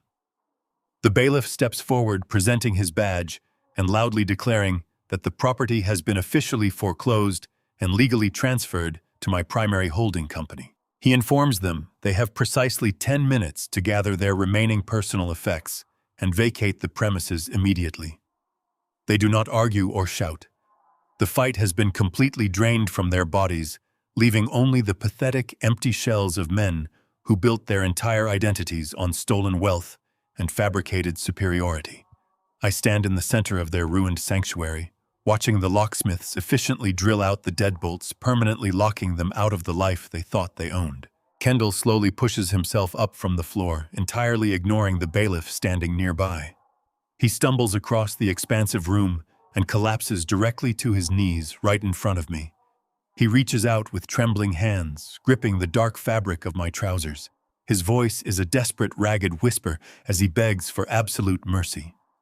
He cries openly, pleading for a second chance to make things right. He asks for a small personal loan, just a tiny fraction of the immense wealth I now control, so they can quietly disappear and start over somewhere else. He looks up at me with tear-streaked cheeks, desperately invoking the sacred biological bond of father and son. He swears that he has learned his lesson and promises to pay me back every single cent if I just show a shred of paternal compassion. Bryce remains seated on the floor, watching his older brother humiliate himself, completely paralyzed by the shame of their total surrender. I look down at Kendall, gripping my suit, and then I slowly cast my gaze around the sprawling living room. I remember standing in this exact spot just a few short weeks ago. I remember the sharp, suffocating pain in my chest when they ambushed me with a corrupt private physician and a pair of burly orderlies holding heavy canvas restraints. I remember them laughing at my silence, absolutely convinced I was a primitive mechanic entirely paralyzed by fear. They had stood in this very room holding fabricated psychiatric hold paperwork, fully prepared to strip away my fundamental human rights and lock me in a padded cell until I died. They felt absolutely zero compassion when they violently orchestrated the theft of my retirement pension and handed me a one-way ticket to permanent exile. They viewed my lifelong sacrifice as a weakness to be exploited entirely, discarding our familial bond the instant it became financially inconvenient. Kendall continues to sob, clutching my legs and loudly promising that we can rebuild our relationship if I just grant them a financial lifeline. I gently but firmly reach down and peel his shaking fingers off my clothing. I take a deliberate step back, breaking the physical contact and staring down at him with a cold, absolute emotional detachment. The man kneeling on the floor is a complete stranger to me. He is a predator who got caught in his own trap and is now weaponizing the very concept of family he tried to destroy. I tell him with quiet, unyielding authority that his tears are entirely wasted because they mourn the loss of his stolen money, not the loss of his integrity. I look directly into Kendall's bloodshot eyes and state calmly that a father exists to protect his children from the harsh, brutal realities of the world. I remind him that I spent 45 years breaking my back in a grease-stained workshop to shield them from the poverty I experienced. However, I clarify with razor-sharp precision that they ceased being my children the exact moment they paid a corrupt doctor to inject me with sedatives and steal my freedom. They chose to sever the bloodline, and I am simply honoring their violent decision. I reach into the inside breast pocket of my tailored jacket. I do not withdraw a checkbook or a wire transfer authorization. I extract 2 small, crumpled manila envelopes. They are the exact same faded envelopes they aggressively shoved across my kitchen table when they ordered me to leave the city forever.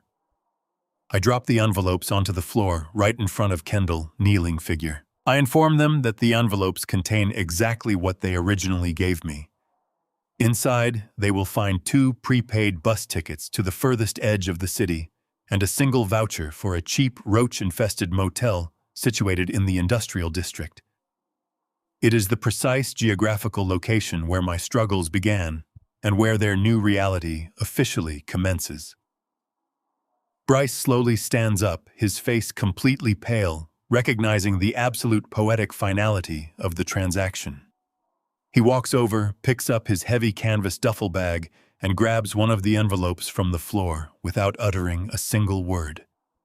Kendall stares at the small yellow envelope, his mind finally grasping that no amount of begging will alter the outcome. He realizes the impenetrable fortress he tried to steal has locked him out forever.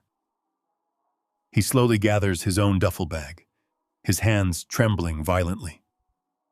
The bailiff points sharply toward the open front door, silently enforcing the eviction mandate. My sons turn their backs and walk heavily toward the exit, the straps of their cheap bags digging into their shoulders. They step into the elevator completely stripped of their wealth, their power, and their false superiority. The steel doors slide shut, leaving them to face the brutal world they created entirely on their own. The brutal reality of their new existence begins precisely at the end of that humiliating bus ride across the city. I do not simply seize their assets and allow them to walk away unburdened to start fresh. I hold the master ledger of the cartel debt, and I legally enforce a relentless, strictly garnished repayment schedule on any legitimate income they manage to generate. They are immediately forced into the punishing, grueling grind of minimum wage labor, just to secure enough basic sustenance to survive another week in their squalid, unheated motel room. Exactly 3 weeks after the penthouse eviction, my armored town car stops at a prolonged red light in the rapidly developing industrial sector of the lower city. The heavy autumn rain streaks violently across the thick, tinted glass, blurring the harsh concrete edges of the urban landscape. I look out the reinforced window toward a sprawling, massive commercial construction site. I see Bryce standing knee-deep in cold gray mud. He is wearing a cheap, highly visible neon safety vest and a battered yellow hard hat, completely unrecognizable from the arrogant man who used to confidently sip vintage champagne on the deck of a seized luxury yacht. I watch him struggle to lift a heavy abrasive bag of raw cement onto his bruised shoulders. His knees buckle slightly under the immense crushing weight of the coarse material. His hands are covered in thick, rough calluses, his face smeared with dark dirt and sweat. His expression is twisted into a mask of pure physical agony and profound, inescapable exhaustion. He stumbles forward through the freezing rain, moving exactly like a broken machine programmed only to survive the next agonizing hour of manual labor. I watch him carry the exact same brutal physical burden I carried 50 years ago when I first arrived in this city. He is literally breaking his back in the freezing mud to lay the concrete foundation of a massive commercial building he will never own. He is living the precise, agonizing reality I endured for decades to build the logistics empire he arrogantly tried to steal in a single afternoon. He pauses to wipe the freezing rain from his eyes, looking blankly toward the line of stopped traffic. He cannot see me watching him from behind the dark glass. The traffic light turns green, and the heavy town car glides smoothly forward, leaving him behind in the cold downpour. I sit back against the plush leather seat of the car, feeling the quiet, powerful hum of the engine beneath me. I do not feel a sudden rush of malicious triumph or petty vindictive joy as I watch my youngest son suffer in the mud. I simply feel the deep, solemn resolution of a ledger that has finally been perfectly balanced. The scales of justice have been forcefully realigned, and the immense destructive weight of their unearned privilege has been completely stripped away. I arrive at the towering glass headquarters of Ellison Logistics, stepping through the main corporate doors as the absolute undisputed master of the empire. The entire executive floor is paralyzed with a heavy, suffocating tension. The remaining vice presidents and senior directors stand nervously outside their glass offices, fully aware that the corrupt regime has been violently decapitated. I walk directly into the primary executive suite, taking my seat behind the massive mahogany desk Kendall used to occupy. I immediately implement a series of draconian, uncompromising anti-corruption protocols across the entire global network. I authorize aggressive forensic audits of every single offshore account, severing all remaining ties to the shadow syndicates and systematically purging the corporate parasites Kendall brought into my house. I instruct the legal department to terminate any vendor contract bearing Gregory Croft fraudulent approval stamps. The door to the suite opens and Marcus Harper steps inside holding a thick, encrypted tablet. He looks around the massive office, nodding slightly as he recognizes the absolute shift in the atmospheric power. I do not offer him a generic corporate bonus or a meaningless glass plaque of appreciation. I look directly at the man who risked his entire career and his personal freedom to help me orchestrate the digital execution of my treacherous sons. I officially hand Harper the binding contractual documents, promoting him immediately to the position of Chief Operations Officer. I reward his unwavering, ironclad loyalty with the absolute operational control of the entire logistics grid spanning 3 continents. He takes the heavy paperwork, his sharp eyes scanning the signature lines, before looking back at me with a profound, silent understanding. He knows exactly what it cost to reclaim this room. We do not celebrate or open bottles of expensive liquor. We immediately begin the arduous, grueling work of rebuilding the damaged foundation, ensuring that the corporate structure is now fortified with unbreakable reinforced steel. The poison has been successfully extracted from the veins of the company, and the necessary healing process officially begins under a regime defined by absolute unyielding accountability. Late that evening, the towering executive office is entirely quiet. The city lights stretch out below the floor-to-ceiling windows, forming a glittering, endless ocean of neon and glass. The heavy professional silence is abruptly broken by the sharp mechanical buzz of my secure private mobile line.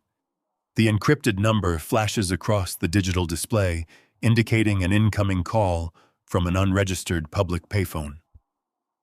I pick up the heavy device and press the receiver to my ear, without speaking a single word.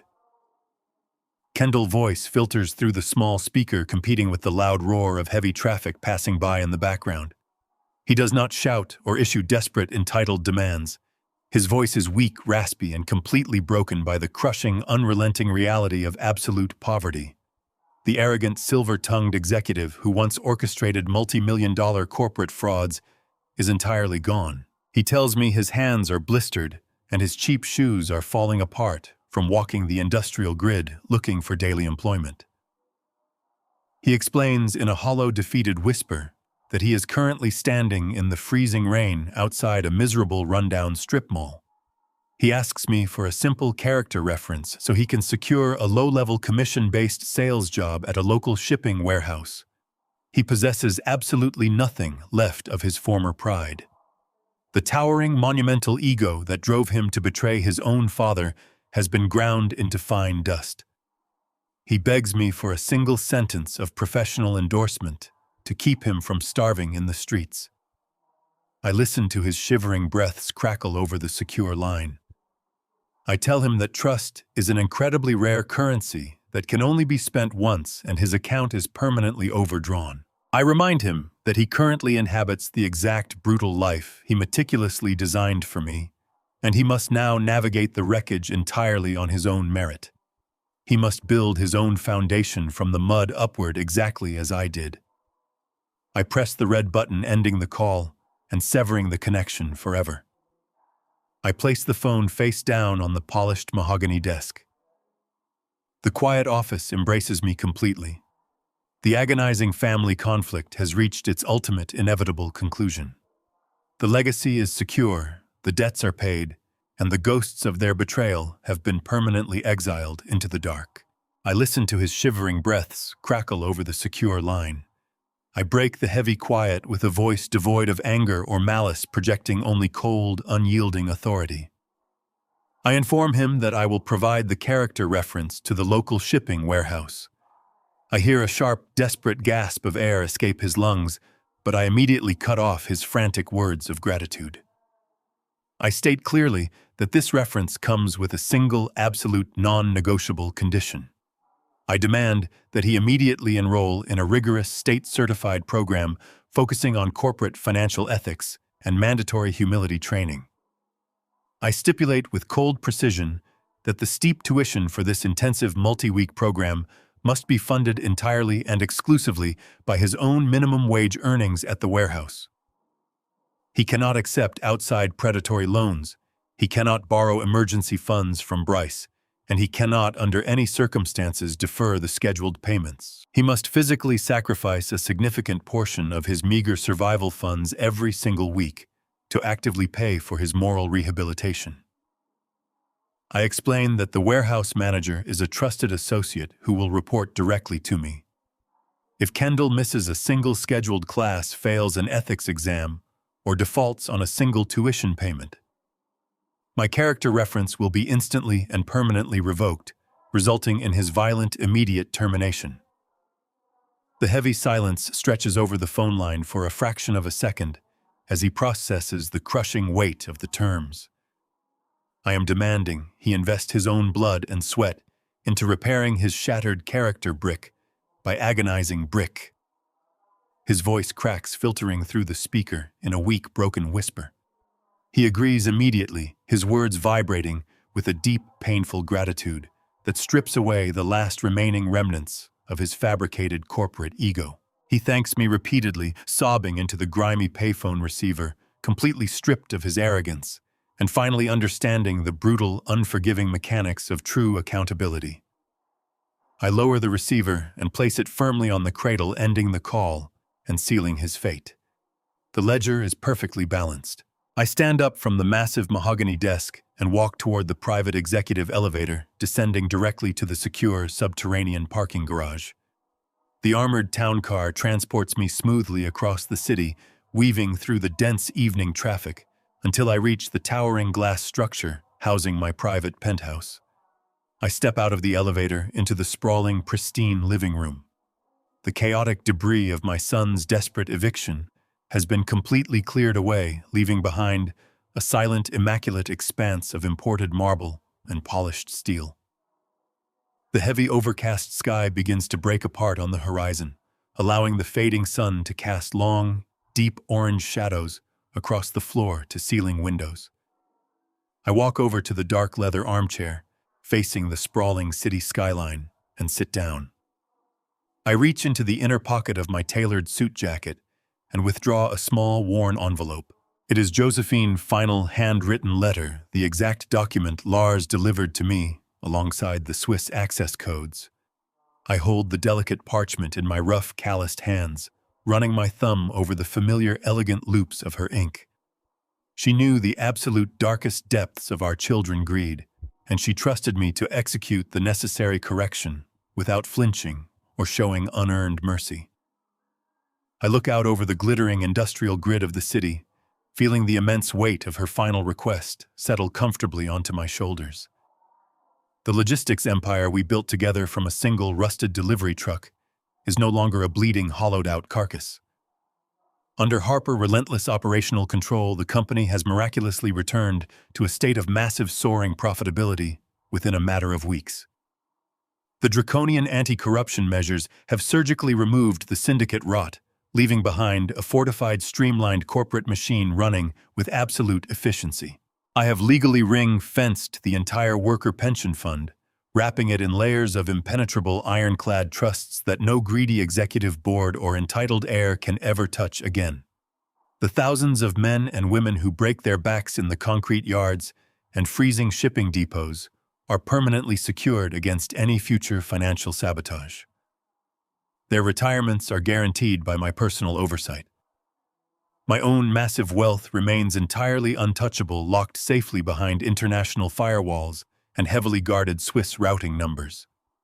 The lethal cartel debt has been meticulously absorbed and neutralized, utilizing the hidden capital Josephine so brilliantly secured in Geneva. The dark, violent men who threatened my family have been paid off and permanently banished from our periphery. I sit in the quiet warmth of the penthouse, watching the city lights slowly ignite across the darkening grid, completely satisfied that the foundation is finally unbreakable. The soft mechanical chime of the private elevator smoothly interrupts the deep quiet of the penthouse. The heavy steel doors slide apart, revealing Lars stepping onto the marble foyer. He has arrived on a direct private charter straight from Geneva, carrying the precise posture of a man who deals exclusively in high-stakes global security. He wears a dark, immaculate suit holding a sleek black leather briefcase containing the final consolidated trust documents. He crosses the sprawling living room, his footsteps barely making a sound against the polished floor. He stops a respectful distance from my armchair and sets the briefcase onto the low glass table. With practiced absolute efficiency, he snaps the locks open and presents the thick stack of notarized international portfolios. These papers represent the final legal cement poured over our entire operation, completely rendering my empire legally unassailable from any future hostile takeovers or internal sabotage. Lars straightens his posture, his sharp, observant eyes meeting mine with profound respect. He nods once, his voice calm and entirely devoid of unnecessary emotion. He states simply that the perimeter is entirely secure, Mr. Ellison. I acknowledge his report with a slow, deliberate nod. There is no need for grand declarations, loud cheers, or dramatic celebrations. I stand up and walk toward the antique crystal decanter resting on the polished mahogany sideboard. I pour 2 precise measures of aged premium bourbon into heavy crystal tumblers. I hand one to Lars and raise my own in a silent, minimal gesture of absolute finality. We drink the dark, burning liquid as the last rays of the sun vanish completely behind the towering steel skyscrapers, plunging the city into night. I do not boast about dismantling Kendall's fraudulent kingdom. I do not gloat over the sheer brutal efficiency of my silent counterattack, or the crushing reality my sons are currently enduring in the freezing construction mud. The battle was never about petty vengeance or malicious triumph.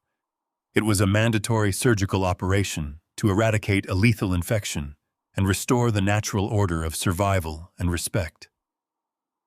The profound, heavy silence settling over the penthouse is no longer the suffocating silence of painful, forced submission I endured weeks ago in my cramped apartment.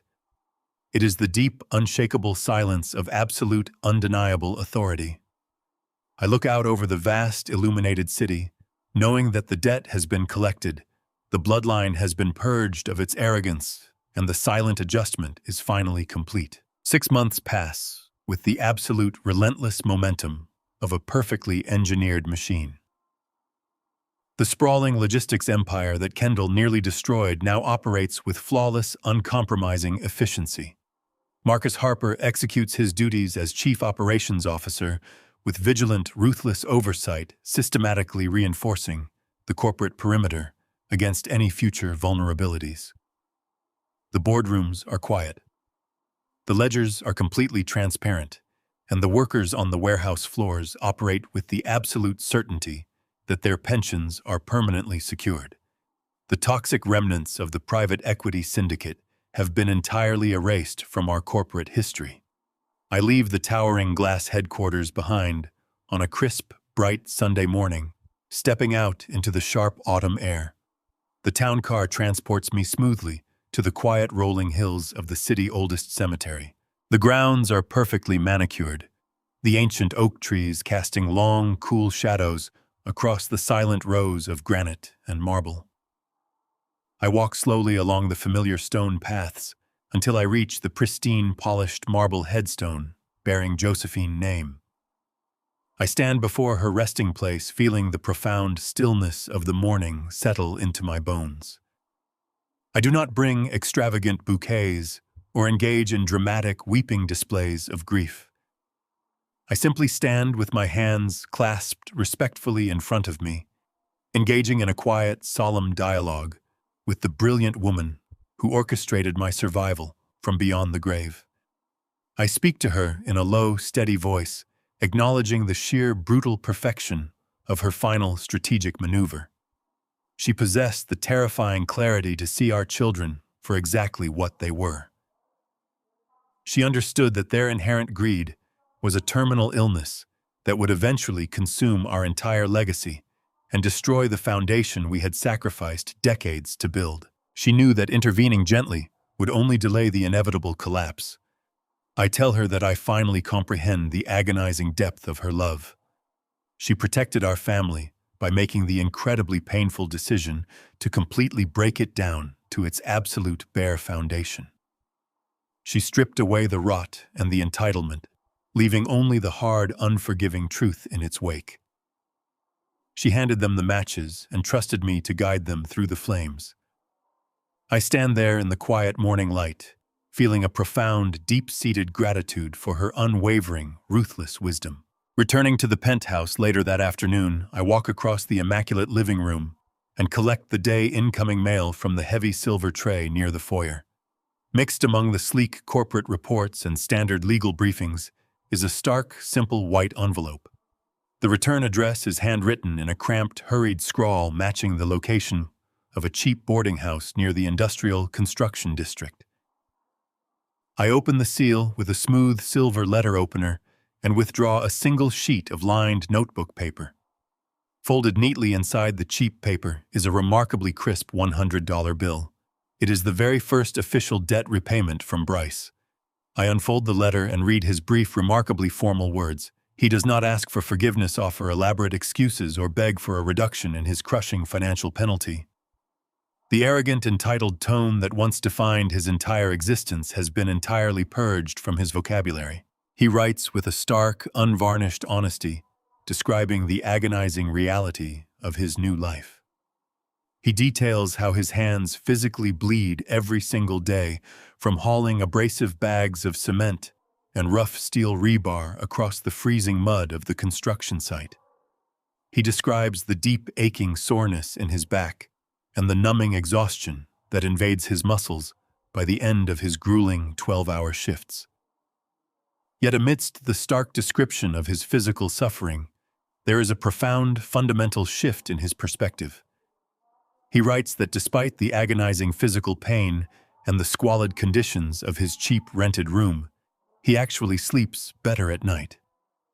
He confesses that the heavy, crushing anxiety of maintaining a fraudulent high society facade has completely vanished. He states with quiet dignity that the meager bread he eats now tastes fundamentally different because he knows he physically earned every single bite. I hold the letter and the crisp $100 bill in my calloused hands, processing the immense gravity of his transformation. The brutal, unforgiving discipline of the working class is finally succeeding where decades of wealth and unearned privilege completely failed. The mud, the freezing rain, and the relentless physical labor are aggressively burning away his arrogance and slowly, deliberately molding him into an actual man. I place the $100 bill directly into the secure lockbox, knowing it represents the first actual brick in the new foundation he is building for himself. The punishment is officially working exactly as designed. I leave the quiet living room and walk slowly down the long carpeted hallway toward my private study. This is the exact same room Monica furiously attempted to obliterate in her blind rage, completely unable to comprehend the quiet power contained within its walls. The heavy oak door clicks shut behind me, sealing me inside my personal sanctuary. The room is immaculate, completely restored to its original state of quiet academic perfection. The towering bookshelves stand silently guarding decades of logistical history and strategic corporate planning. I walk over to my grandfather's massive antique oak desk and sit down in the worn leather chair. The surface of the heavy wood is perfectly clear, holding only a sleek, modern reading lamp and a thick, leather-bound financial ledger. I open the heavy cover and trace my finger down the perfectly aligned columns of black ink.